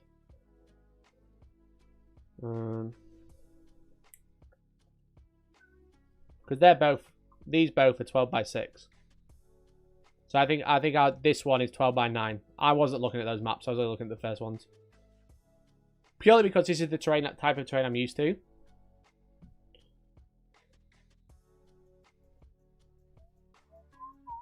So these are the ones I look at. These are all 12 by 6. And then I know there's ones further down. These are 12 by 9. So I wasn't really looking at them because I don't have that type of terrain. I prefer these ones. But the full maps look interesting. I need to have like a proper deep dive with them. They've literally been released just now. The medium maps look quite interesting. Having 4 and 6. So 4 big covering big covering terrain pieces compared to the medium ones. But yeah, I haven't analyzed it enough to give it a like proper thought. It looks alright. It looks pretty good. You know, and again, the map packs for WTC usually are quite good. A lot of the time. There's obviously a couple of outliers sometimes. But as you can see, there's lots of big ruins. So these are all 5 inches. So these are what you'd say like typical GW terrain pieces that we saw at Tacoma Open. But then there's these big ones which you can hide behind quite comfortably with multiple levels. So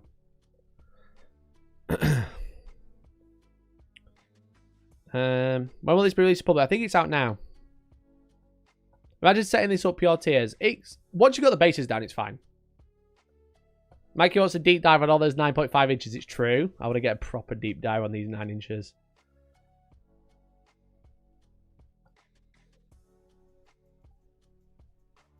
The heavy boards are insane. Yeah, for sure. But that's the point. Team events need different types of boards. You can't just all have the same board for a team event.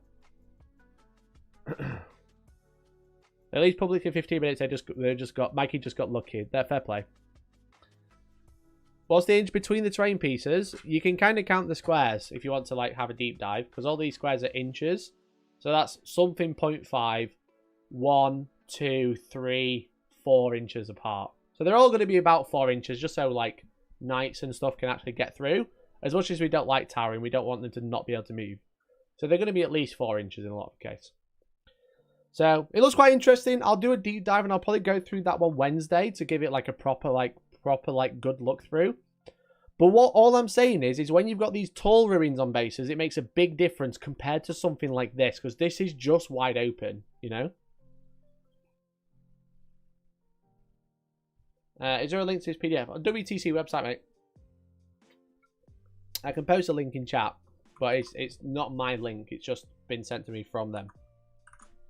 But thanks for sending it through, Pizza. How are you doing, buddy? Good, buddy.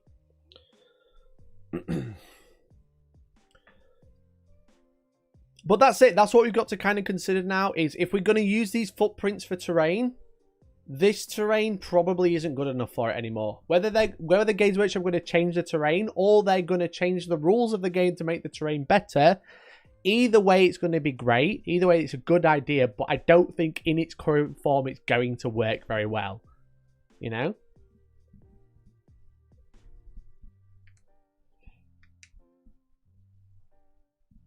Are GW going to selling the footprint bases? I think so. They've got branded ones.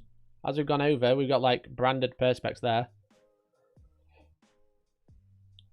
Let's have a look. I'm still annoyed by the fact that some super heavies got a towering keyword, then stuff like Bane Blades that are too big for terrain to be wholly within have just become useless even in friendly games. Yeah, the fact that towering as a rule makes sense, because it's obviously something that's so tall, and a Bane Blade isn't very tall. But gameplay-wise, I totally understand and I totally agree that gameplay-wise, that Bane Blades and stuff like that are just unusable, because you can never get wholly within terrain with a Bane Blade on this. You can hardly drive around the board, but you can never get wholly within. You'll never be able to shoot anything. Remember the volcano cannon? Again, a reference I've already made. Remember the old volcano cannon drama? Because everyone was like, oh my god, you could do 25 damage. It's like, you're never going to be able to shoot anything because you're never going to see anything. But then a knight's going to be able to see you from across the board. So if you're against a knight, you're great. But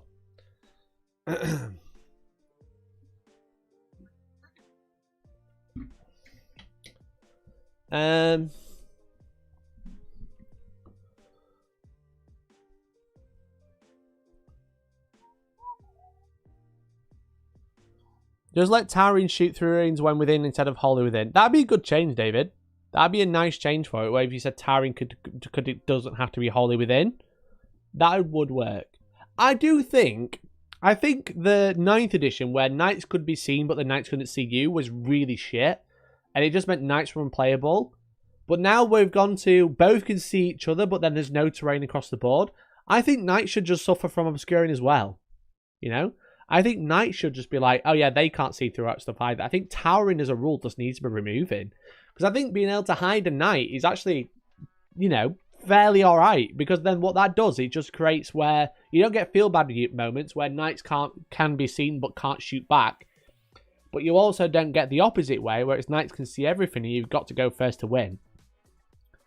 I think if you did that, then you need to make knights a little bit easier to kill because they're going to be able to hide places. But I think that would probably make it fine.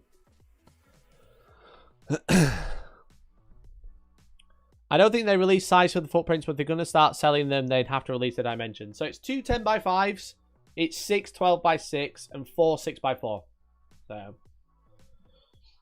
but if you want to see this type of terrain in action, Tom, if you're watching live, let's use this terrain on stream on Friday. What do you say? I'm going to play Eldar against this.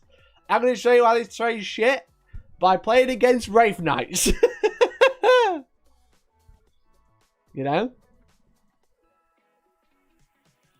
So I'm gonna ask Tom. I haven't spoken to him properly yet, but I'm gonna ask Tom if he wants to play on this layout.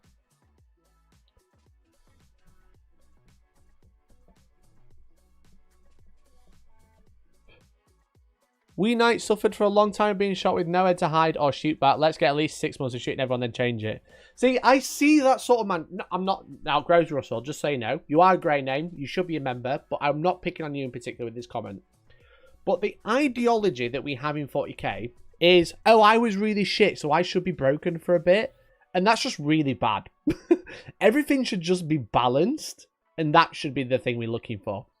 Because I feel like we see it a lot, and I don't think it's right either, where you have like a really broken army that then gets nerfed and suffers for ages. Like, look at Votan, for example. Votan, really broken on release, nerfed before release, now really bad. And everyone is kind of like, oh, well, they're suffering from their sense of being really broken. Look at Aberrants, a prime example in the GSC Codex. In 8th edition, they were the best unit in the Codex. For all of 9th edition, they were just trash. Unusable. You would never put them on the table. Now, we get this like, oh, they're really broken, so now they're really shit, and that's okay. But now I'm really shit, so the expectancy is I should be really broken for a little bit before I go shit again. And I think that's just wrong. That's just the wrong ideology to have. The ideology you should have is, oh, this is really broken. It should be level with everything else. You know? And that it's so frustrating. Like Sanguinary Guard, great example. Sanguinary Guard, great good in the last book. Really, really good. One of the OP units, like Death Company and Sangard, always together. Now they're really shit. That shouldn't be the case. They should just be okay. The game should come down to how you play and if the dice are on your side instead of wonky things just being broken from the get-go. I agree. How much difference would it make if Towering carried the same penalties as Indirect? It'd definitely be more interesting because obviously Indirect you get the benefit of cover. So everything will get cover, but probably against Knights you're probably going to get cover anyway. The -1 to hit definitely makes them less efficient. So they're not going to be able to hit quite as hard. But I don't know if that would work. If it had old Indirect, where it was -1 ballistic skill, and you got +1 to your save, that'd be good. I think that'd be a good way to do with Towering. But, yeah. I just think Towering as a whole just doesn't work. The terrain doesn't work for Towering, you know? Let's be real though, Mikey. GW will never make fair rules as that's how you sell models and rules. Probably, and that, you know, sometimes I can't disagree. Sometimes I am like, yeah, they do make stuff really broken just so they sell. Sometimes they don't. Look at Dark Reapers. When Dark Reapers came out, before they came out, they were one of the best units in the Codex, and they brought them out in plastic, brought out a new Codex, and they were a trash unit. So sometimes it doesn't work, you know? But a lot of the time it does, and I agree. I can't really argue that point. Broken rules does sell models, but at the same time, you have a very fair game. More people buy more stuff, you know? Or even closer, anyway.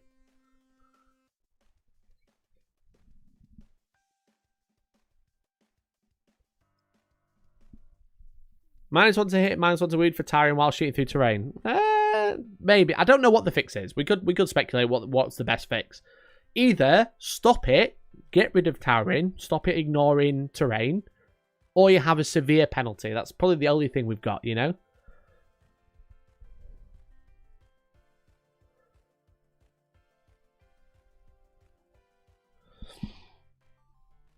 I like the GW terrain for non-towering. Most non-GW terrain has no 2-inch height, so flyers, monsters, vehicles are screwed. I think they just make towering work the same as everything else. Yeah, I agree. As I've said, like, this looks wide open, but without towering, if you don't have towering in the game, this is very, very dense board, and it's very fun to play on. Very good for combat armies. Shooting armies have some angles, but they don't have a great deal. I do think the GW layouts, all of these examples, bar one, are actually quite good. I actually quite like them. Now, again, as I've mentioned, there's a couple. I think there's this one, maybe Dawn of War or something like that. And it's just like a kill zone. But a lot of the layouts are really nice and they do work really well. Oh, maybe that was that. Maybe that was that one earlier with the Predator. Yeah, I was looking at the wrong one. It's layout 4, that one. That was right. The Predator one was layout. That is correct. Ignore me. But yeah, so I think a lot of these layouts are really good. The problem is when you get something that ignores most of it. And the terrain they have at these events at the minute doesn't work. Whether they're going to update the terrain, I don't know. Whether they're going to update the rules, I don't know. But I think I think for this type of game we've got, for the rules we have with Knights, Wraith Knights, etc., the Perspex doesn't work. It just doesn't work right now.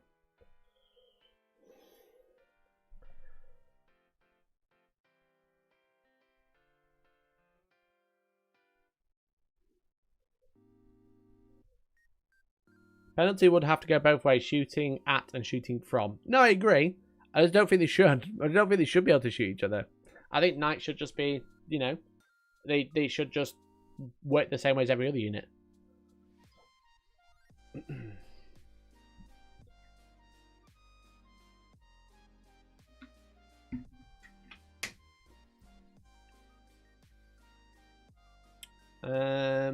Towering shouldn't benefit from cover. Arguably, yeah. Bring back Night Fighting with a 3d6 range and how far you can see turn 1. Oh, what a great time.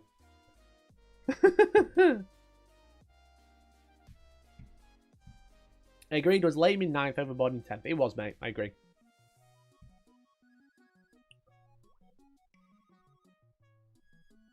That's a real feel bad with the Baneblade. Can you imagine buying one and rocking up to a pickup game? Yeah, the Baneblade just isn't. The Baneblade chassis just aren't functional. They're way too big.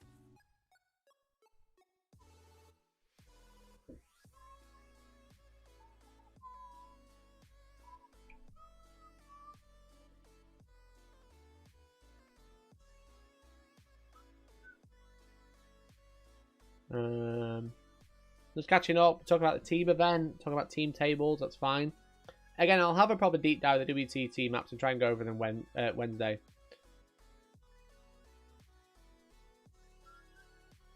Then we'll talk about Georgie, great.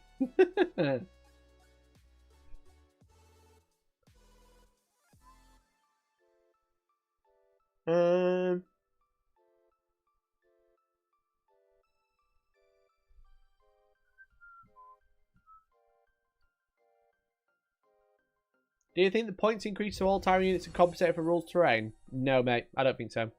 Maledictus, thank you very much for becoming a member. Welcome to the boys club. Thank you so much, Maledictus. Make sure you join the Discord if you haven't already. Baneblades aren't made for 2,000 point board. No, I agree, mate. They're just not made for this board.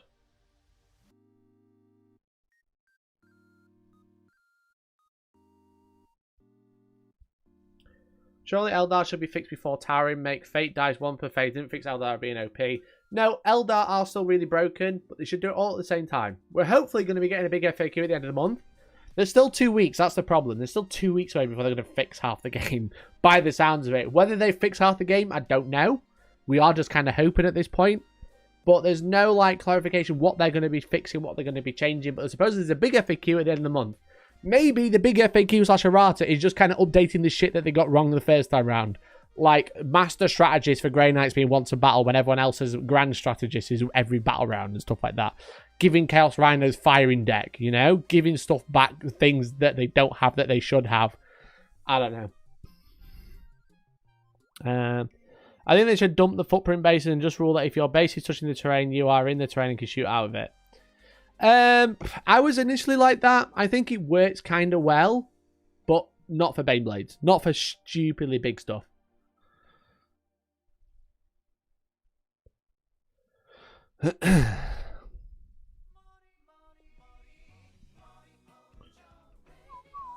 Making the Sentinel Blade 2 damage in combat as well as shooting. Yeah, maybe. Spore Mines floated under the radar. Spore Mines need nerfing. 100%. Just use decent terrain. That will help a lot of balanced towering. Yeah, for sure, mate. I agree. That's the main problem, is that their terrain doesn't work. This terrain doesn't work for towering. And that's kind of like the main point. The terrain that they're using at their events now just doesn't work. It's not functional.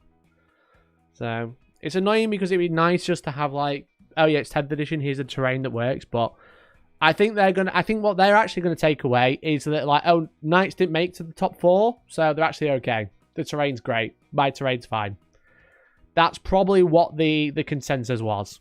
A big round of applause. A smash clap. A smash clap at the back. Well done, guys. Our pairing system and terrain was so good that Knights didn't make it and neither did Eldar. We're so good. We completed it. That's what I think we're going to have. So. Anyway.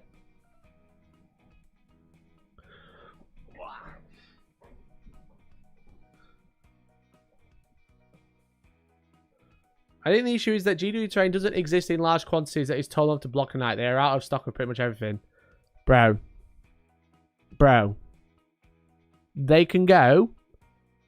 We need 500 kits next week. Okay, big tournament that we run.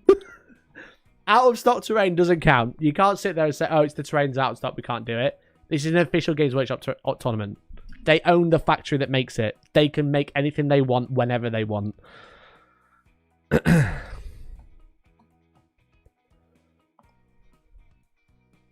Now, bro, spore mines are perfectly balanced. You're chatting shit and spreading hate. Spore mines are busted.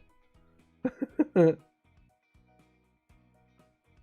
think it's a valid reason. That's fair. If you think that's a valid reason, that's totally fine. I disagree because they own the factories that make the shit. They got 2 factories.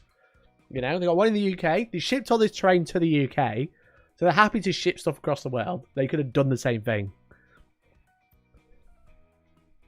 If my tournaments can have proper terrain, GWs can too. Pizza Guardian, literally, like, I don't know how big your team is, Pizza Guardian. Are you a multi-billion-pound company? Or multi-billion-dollar company? I don't think you are. You know what? I'm proud of you. You're doing your best, you know? And you're doing great. You've got way better terrain than GW. You know?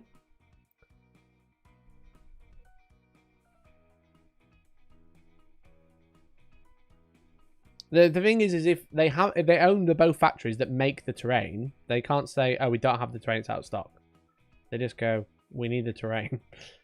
You know? They've known about 10th edition for like 2 years. They could have got the terrain ready.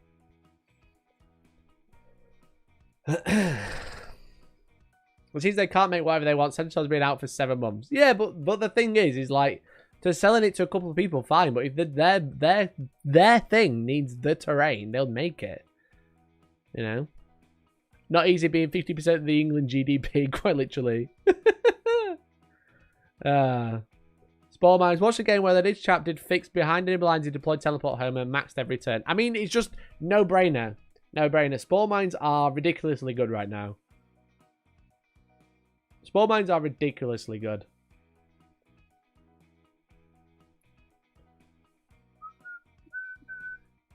I'm allowed to link a battle report here I made on no. No, because I don't like links in chat. Links aren't allowed. If in the Discord, there's a self-promotion area there. If you want to promote yourself.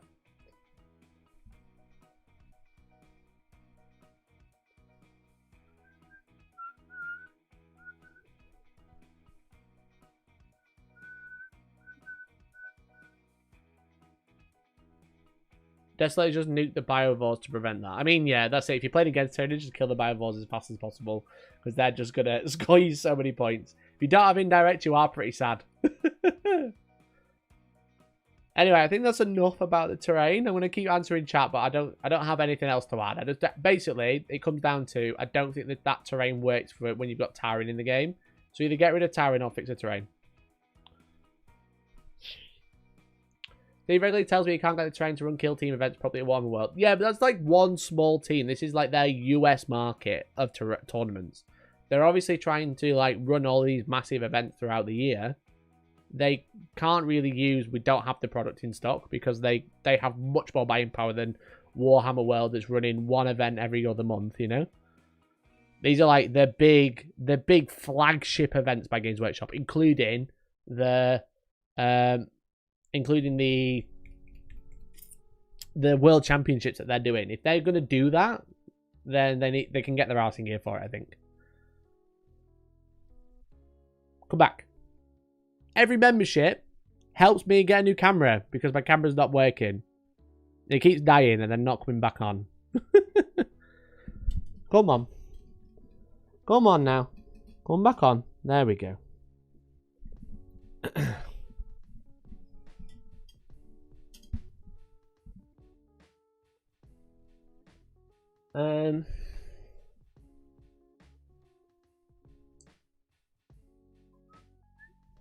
It'll be an interesting show. I'll try and catch more in the future. I'm live every single Monday, mate. Every single Wednesday morning as well. What rules did they remove from 9th to 10th we want back? Actions, not moving after deep strike, indirect buff, what else? Obscuring back. What rules do we want back? We definitely want actions as a rules back, because currently actions are so broken. The way they work is so bad, and I don't know why they got rid of actions as a function, because actions worked perfectly. Everyone understood how it worked. There was no way you could do silly stuff with it. But now at the minute, it's just so bad. You shoot, and you're still eligible to shoot, so you can technically shoot and then do an action at the same time, because you are always eligible to shoot even after you've shot. You can fucking, as you say, like, you can move after deep strike. You can't charge after getting out of a drop pod, because the drop pod technically moved its full distance. That's so weird.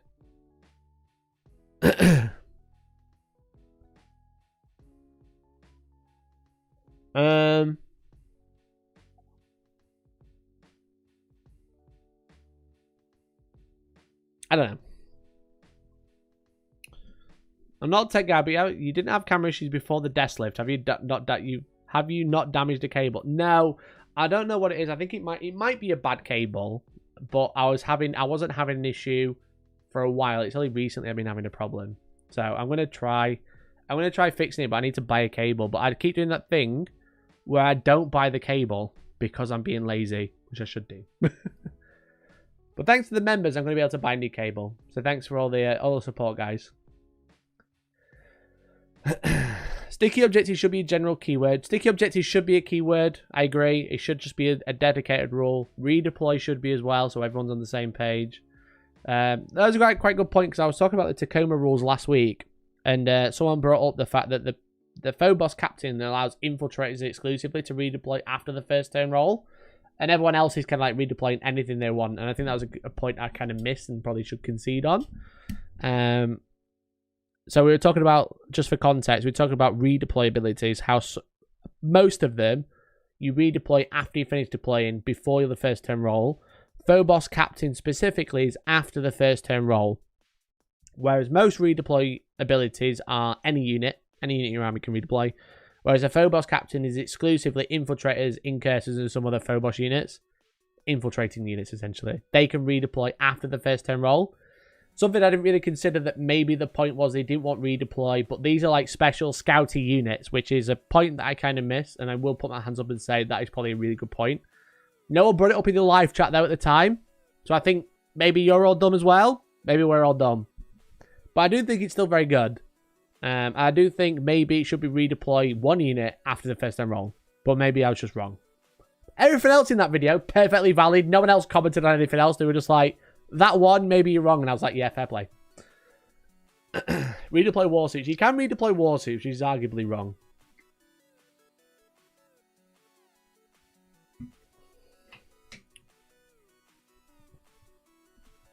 I'm curious what was the thought process behind removing actions. I think it was to make it clearer and simpler, but it just didn't work. Redeploy war teacups, hell yeah.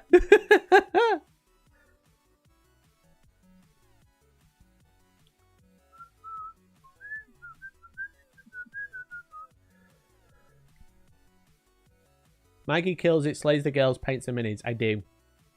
I do that. It's true. I am a professional.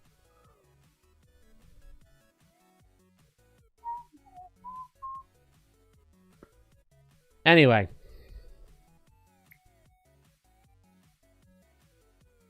The fuck I brought that up, you need to pay more attention. Patrick, listen mate, you just say dumb shit all the time like spawn mines are fine. So then I just like instinctively ignore you. I don't know what you want from me. What was the Team England jam? We'll do that.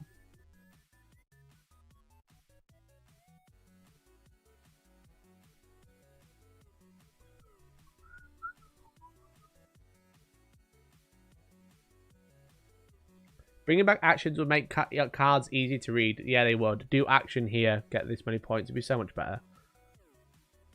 Gotta run Tatar for now. Cheers, Des. You were right. Redemptors don't do that much, but they don't die either. They do. The only way you don't get Redemptors dying is if you get them in cover, spend Arbor of Contempt, you shoot them with a shit gun. Otherwise, yeah, they do die. -1 damage is nice, though. But they're still not great. They don't do anything. They just stand there. Alright, cool. Just shoot you off the ball for 2 turns. Right, should I do Team England drama? Hey, John, how you doing, bud? JD, welcome. J-Mad, if Spalls gets fixed, then Bivods need to come down. I agree. Good versus GSC. I don't think so. Sometimes I bring Redemptors against my friend's Death Guard just to rub it in. -1 damage against GSC is good, yeah, but the GSC just play the mission way better than everything else on the board. They kill everything else, and then the Redemptors are just like, well, I've got to hold an objective now. Alright, you can have that one. I'm going to hold the rest. I had this idea. OC0 units shouldn't be allowed to score mission objectives. I agree. I think OC0 being able to do tactical objectives can feel really bad, especially if you take fixed, like Spore Mines. Spore Mines are just a bit of a weird one. I think Biovores are way too expensive because they allow it to happen.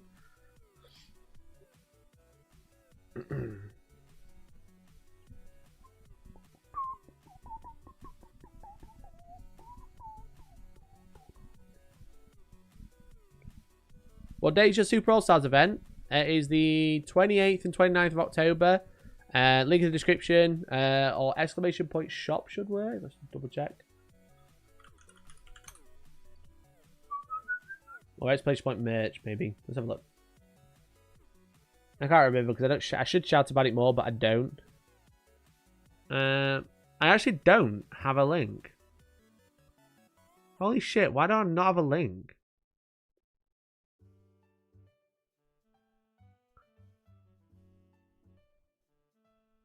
Lads, I don't have a link to my own shop. But members have the !clean. You should try that.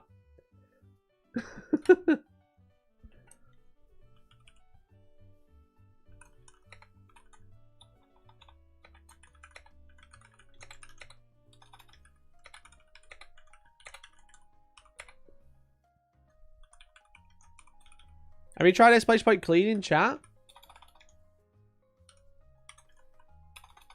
God damn it.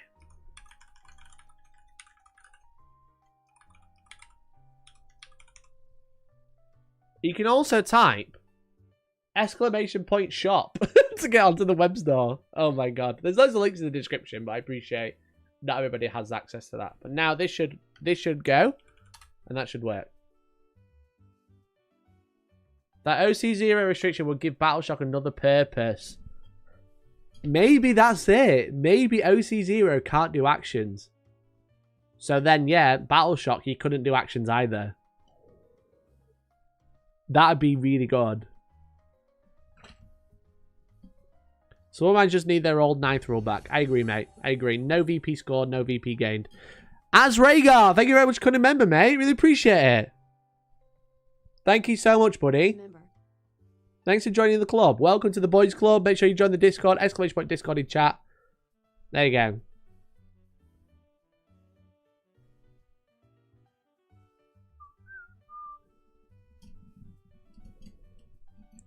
Ignoring the towering is terrains. Ignoring the towering, is the terrain something that can or is figured out? What are your thoughts on bringing different base shapes or just a flat no? So Dave, I don't know if you know, mate, but I run tournaments myself. I think terrain can be figured out. And the way I get around that is having 5 completely different types of terrain.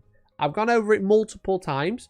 There's a couple of videos I've put out. If you scroll back about we're a golden ticket event or I'm doing something crazy. But my events have 5 different terrain types because the terrain can be figured out at list building step. So we have 5 terrain types and random tables. So you can't really like set yourself up for a type of table. Games Workshop layouts are a lot better because they've kind of gone, here's loads of missions and loads of terrain layouts, and they're all kind of not random, but it's a lot harder to figure out. There's a lot more configurations to work out. But yeah, one type of terrain can cause an issue if you can figure out the terrain like a lot of people do for like UKTC. That's what people, the top players do at list building step. They like go, what terrain have I got? We can work out like we can work out what's the best list for this type of terrain on these type of missions in this order, because a lot of that information is public. So yeah, I'm using multiple different terrain layouts is the best way, because I use WTC, LGT, Game Map, Games Workshop, US Open, acrylic type, and player placed all in one event. Battleship units can't do actions anyway. Ah, true. That's true.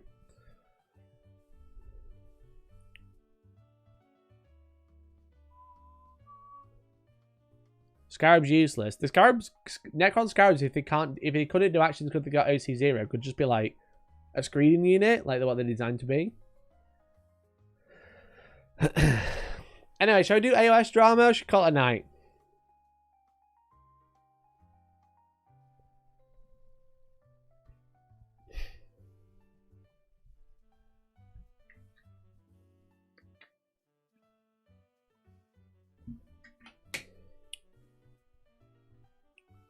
AOS boo. No, this is drama. It's not just it's not just boo.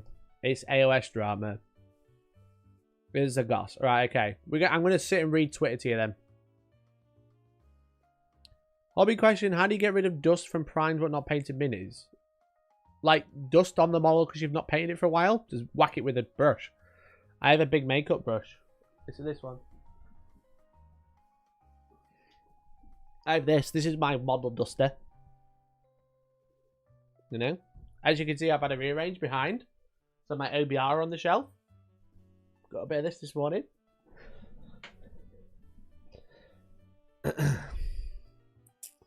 Okay. There's been some huge drama in the World Team Championships of Age of Sigmar. We're talking about Age of Sigmar today because there's been a little bit of drama that I saw on Twitter and I've been filled in. So I wanted to talk about it because people keep asking me about it. There's some hot gossip happening on Twitter. It kind of blew up last night on the 16th of July. There was this tweet by Mark Brooks, who is, I believe, the captain of Team Wales. So here we go. Here we go. Mark Brooks, parody, tweeted, "Hi all, want to address the elephant in the room. To those that don't know, Team England have chosen to poach a lot of our players this year with assurances of a place if they apply. Team Wales is a small community of players for Wales this year and we only just had enough." So this helps them very little with their vast pool of players but hurts us a lot. This has also been done behind our backs, which adds insult to injury and was completely unnecessary. I feel what was once a friendly rivalry has become something quite toxic and has gotten me questioning why I bothered to put so many years into building this community. I hope it was worth it.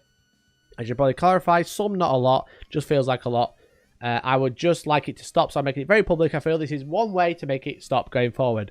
So what is this all about? Obviously, the Age of Sigmar has the World Team Championships as well, called Age of Sigmar Worlds. It's their version of the WTC for 40k, essentially. The Mark is the, let me just double check, he's the best skater at Bobo 23-1. It doesn't actually say in his bio if he's the captain or not, but it sounds like he's accusing, or allegedly accusing, Team England of Age of Sigmar of poaching players. Now, obviously, like Team England and all the teams in this, they have like a captain, they have a committee and stuff like that. It sounds like that Team England AOS are actually doing things a little bit differently this year. So let's have a look what they have to say, because they have their applications open. It says, please see below to the application from Team England 2023-2024 season. Things are being done differently slightly. Slightly differently this year for selection, with no committee being used. Now, this is quite an interesting one, because usually what the process is you have a captain and you have a committee that manages the team, and you have the captain who does all the captaincy things. But basically, the captain and the committee choose the players for each team. This is kind of like just like the normal thing that normally what happens. But there's been a new captain assigned, and the captain has said, we are not using the committee for selecting players. Please read the preamble before filling the form. So let us go on and read the preamble. Let's show I'm not going to get doxed. Yes, I am going to get doxed. So, Team England Six Nation Worlds 2023-24 application forms. This is the application form. It's open till the 21st of July. So, if you want to apply, by all means. It says, Joe, JP, Laurie, and myself, Luke. Luke is the captain of Team England now. Welcome applications to represent England at the Six Nations and or Worlds 2023-2024. As demonstrated last year, the quality of opposition within International Warhammer is much higher now than ever before. And with this in mind, as captain, I intend to do things differently from previous years in order to give us what I see as the best chance of success. So, as people are kind of saying, now I'm not going to say it's a dictatorship because it's Warhammer. But it sounds like the new captain wants to like handpick his team himself. He doesn't want input from other people. And that's kind of where the drama's popping up from.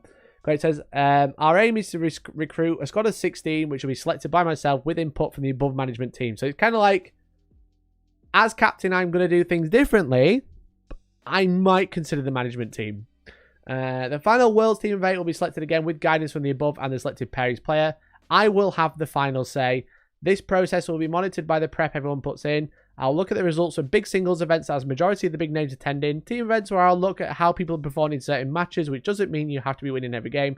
The final 8 needs to be the most skilled whilst also being the most hungry. I'll do my best to coach everybody in the squad of 16 and help any tweaks and improvements. So basically, again, to reiterate, in bold, just to reiterate, I'm not using a selection committee like every other team does. As mentioned in the England charter this year, squad decisions will be made by myself with input from the management team mentioned above. So it kind of is, again, like I said, the captain is kind of wanting to do his own thing. And I think he's potentially, allegedly, I don't know, I'm only reading Twitter. I'm not calling anyone out. I'm just reading Twitter, okay? Just to clarify. Mark Brooks is saying that Team England are trying to poach players from Team Wales. Now, I don't know all the interpersonal relationships of Team England, Team Wales, and the players on there, but if this person is handpicking players, maybe he's kind of saying, maybe, allegedly, from what he's being accused of, it's kind of apply and you'll get on the team automatically because I'm choosing the team. There's no one else involved.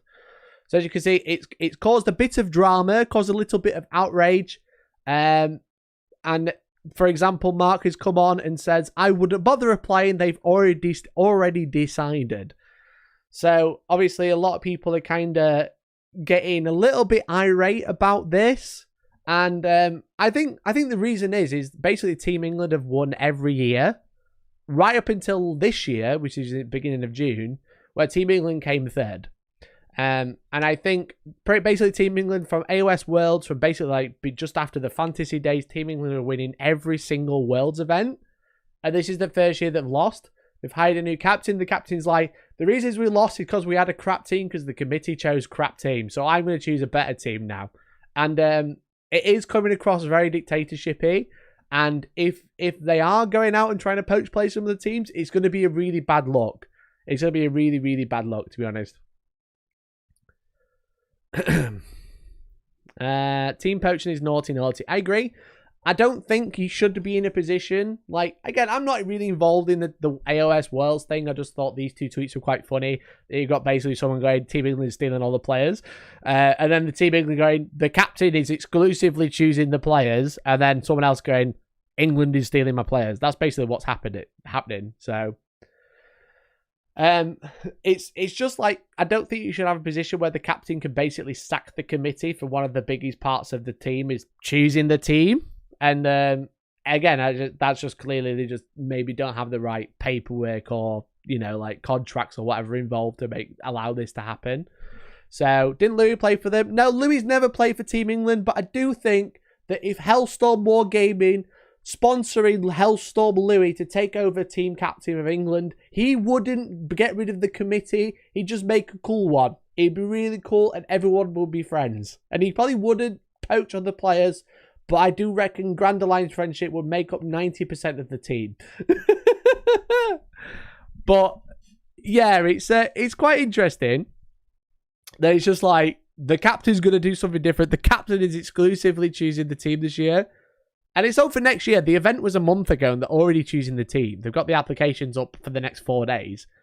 And then they've gone, yeah, we're doing two things differently. And then instantly, someone who runs Team Wales is like, yeah, they're trying to steal a lot of our players. Because I think like Team England and Team Wales are obviously, like most things, they're obviously quite close together. They do end up going to the same event, so everyone kind of knows each other. And if the captain is going, oh yeah, all the best players in Team Wales will take those. We'll get all the best players in Team England take those and smash them together because I'm choosing the team. It's a bad look. It's a bad look. I don't think that should happen. So,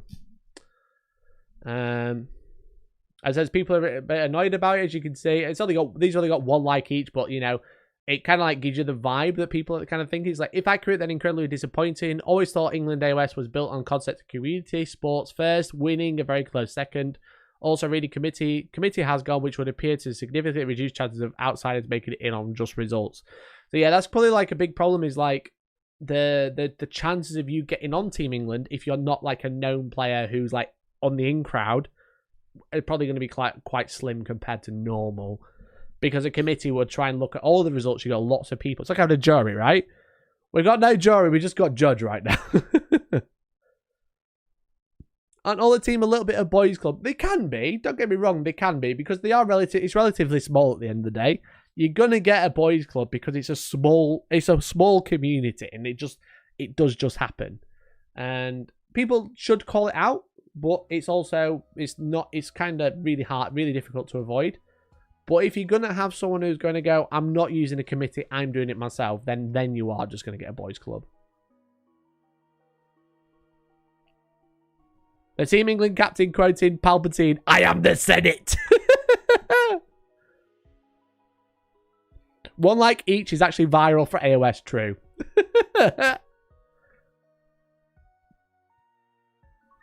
I'm starting Team Albania if anyone's in. I want in, but I want to be the captain, and I don't want a committee. Oh my god, I'm the captain in your guy. You guys are my committee, and I ignore you guys all the time. That does make so much sense now.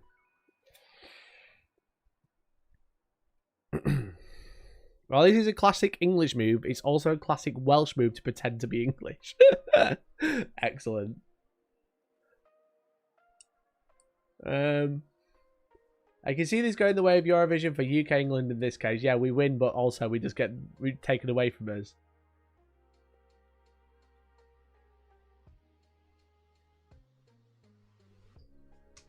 You got it, Mikey. You're captain. Team Albania is thriving.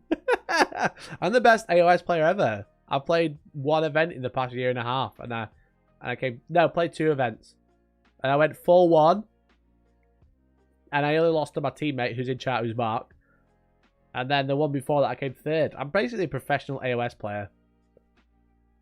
Look at me, I'm the captain now. Yeah, there it is. Look at me, I'm the captain now memes. Beautiful, beautiful. So there you go. There's the Team England drama. There's not a great deal. Basically, Team England didn't do so well this year. They normally win, and they came 3rd this year, so now they're like, I'm doing it. They haven't even bothered updating the banner. It just says ETC. It's not. I don't think it's part of the ETC anymore, unless it's England Team Champions or whatever. I don't know. English Team Charter? I don't know, mate. We also have Duncan. I'm out, mate. I don't play serious teams. All my teams have been some friends are fun. What is there to stop someone else making another Team England? You'd have to apply to the AOS Worlds, I guess. Because AOS Worlds is the official committee of the teams, like the event. So this is the official governing body of Age of Sigmar World Championships. So this is the official governing body. So if you apply to be Team England, they go, we've already got a Team England. Team England was all about sportsmanship and community until they lost. Yeah, literally. It's pretty bad. If it's true, it is pretty bad. And they probably shouldn't. Now, I don't think you should have a team that can go, I'm the captain, no more committee. That's just dictatorship. The committee should be higher than the captain, but the captain should make the bulk of the decisions, you know? Team UK and sod them all open. MMA, start my own AOS governing body with blackjack and hookers. No, it's just weird. I just don't think you should be able to be in that position. And like, it's because it's such a small thing. Like, obviously, like, football has all this figured out, and we're trying to do what football's doing, and that's great. We're trying to do a World Cup, but for 40k and Age of Sigmar, which is great. But the problem is like, we don't have all the infrastructure, all the money, all the dedication from a lot of people. So, captains should make 90% of the decisions. I agree, but they shouldn't be able to sack the committee.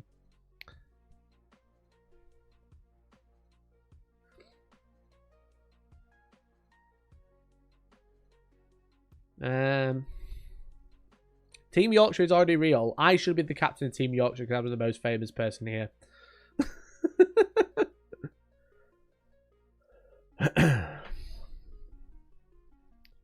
Rip Team Albania, flew too close to the sun. I'm gonna have Team Yorkshire, I think.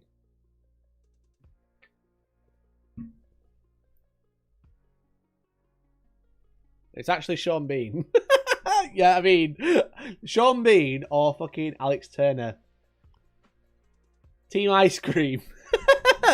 Ice cream so good. Nom nom. And on that bombshell, I've got nothing else. That was the drama from Team England. It was a bit lackluster, to be honest. It was a bit lackluster, I agree. But it's just a bit like, it's a bit dog poo of Team England to do it. If that is true. We don't know. It's all allegedly. Mate, you're not even the most famous person on your stream. Fuck's sake.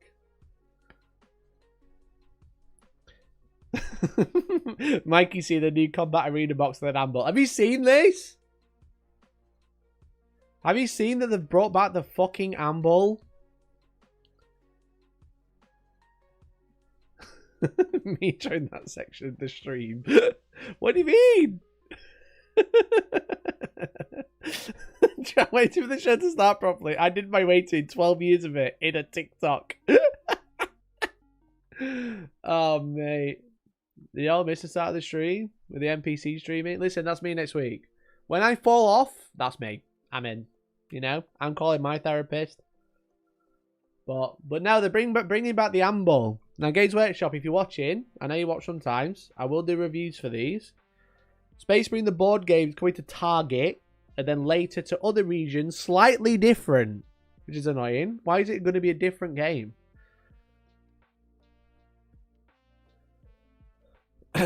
So Lieutenant Titus is coming out as a model, but also Combat Arena Lair of the Beast. They're bringing back the amble. It's not real.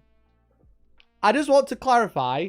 The amble is where it belongs in a board game. It doesn't belong in the 40k tabletop, which is not a tabletop war game.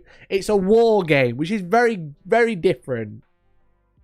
But this one is supposedly Germany and US exclusive, by the sounds of it. But this one is going to come to the UK later. So, where's it saying?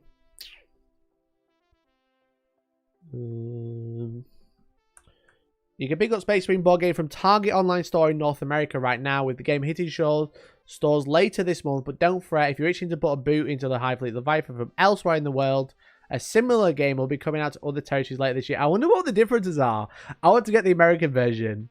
I'm going to ask my GW rep very nicely to be like, look, I know I criticize terrain all the time, but I do love board games.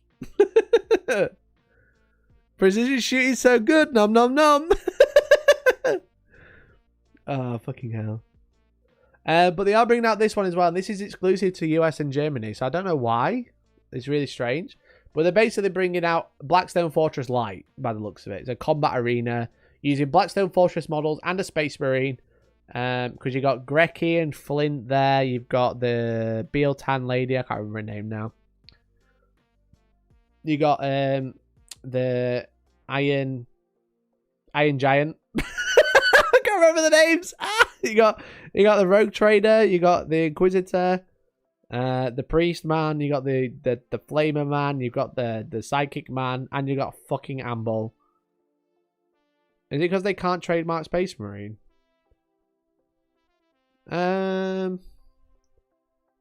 Maybe. No, because they won't put it in the US, would they? If it was trademark, the trademark in the US would be harder. Well, no, this looks like a fun little board game. I'd be really interested to try this one out. I don't know, but the Space Marine one looks like looks a little bit bland compared to the next one, because this is just one guy against 20 dudes. Why don't you like Ambles? So the story goes is someone won a tournament with Leagues of Votan, and it was after Leagues of Votan got nerfed, and I was like, wow, that's pretty crazy. Let's have a look at the list. And they had 2 Ambles in their list, and Ambles at the time weren't legal, and we couldn't find a reason why they weren't legal until it found out they were legends. So we had like a big, long, hour-long stream of everyone saying ambles are good, get ambles, they're so good, they're the meta, and me going, no, they're illegal, you can't use ambles because they are legends. But also, you couldn't find a data sheet to prove it was legends except for Wikipedia, but also they didn't have points cost, so... An amble pegged in ones. Also, yeah, I got pegged by an amble, clearly. No problem with tired on this game because there's no terrain, true. So yeah, so they're bringing back an amble. You get the Space Marine Hero, the Sergeant for Space Marine Hero. So this is from the blind box, which is cool. And then the rest of the models are from Blackstone Fortress. So, and then they're also doing this one. This one seems pretty fun. I do love the skeletons from this kit. And this is like a starter set, like a board game version of Underworlds, because Underworlds is quite a chunky game if you want to play loads. But this is like in a box type game. It was in the Munitorum, wasn't points costed. Yeah, they didn't have any points, but the guy still used it. So he had an illegal list and won a tournament.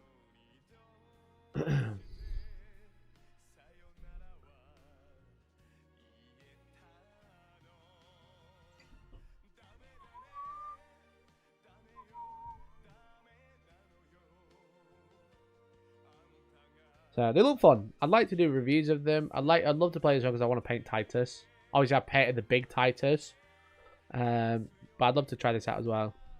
Does the Emblem have towering? No. No, he doesn't.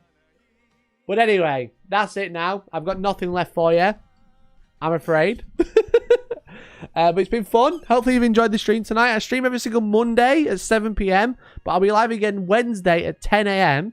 I'm probably going to be painting because I'm actually painting for Friday. Because I'm playing Mr. Tom Layton on stream Friday night. Tom Brammer and Tom Layton are going to be in the studio. I've got some new upgrades to the studio to make it even better on stream. Lads, I've got a fucking TV, okay? I've got a TV. It's going to be so good. It's got all the alerts are going to be on the TV. Mate, it's going to be so good. It's going to be great. It's going to be great, okay? But I've got to paint some Plasma Inceptors. As you can see, I finally bought some. They've been out for years. I've finally bought some. So I've got them primed. I've got to get some airbrushing done. They're really just glued to some fake bases while I paint them. But I'm playing against Eldar on stream on Friday night at 8 PM. So I'm live today, Wednesday morning at 10 AM, Friday at 8 PM. And I've got a review video coming out this week for the Elgu Saturn. So it's a very busy week in terms of content. So if you haven't already, please subscribe. Thank you so much for all the new members tonight. I do really appreciate it. Honestly, again, as I always say, the support is going such a long way. And I've got lots of big plans and like this, the membership and the support is keeping me ticking over. And it's going a little bit further to a point I can actually use it for other projects as well, which I'm super excited about. So, but yeah, Friday, TV on the end of the board. You send an alert, you become a member, but blops up on the TV. It's going to be so good. It's going to be amazing. It's going to be really good. And it's going to have a cool backdrop. It's going to be fit. It's going to be really fit, okay? So tune in Wednesday at 10 AM. We'll do some painting, we'll do some hanging out, and then Friday, 8 PM, get your beers in, join the boys club, and we'll see you there. So thanks for watching. I love you all, and good night for now. Bye-bye.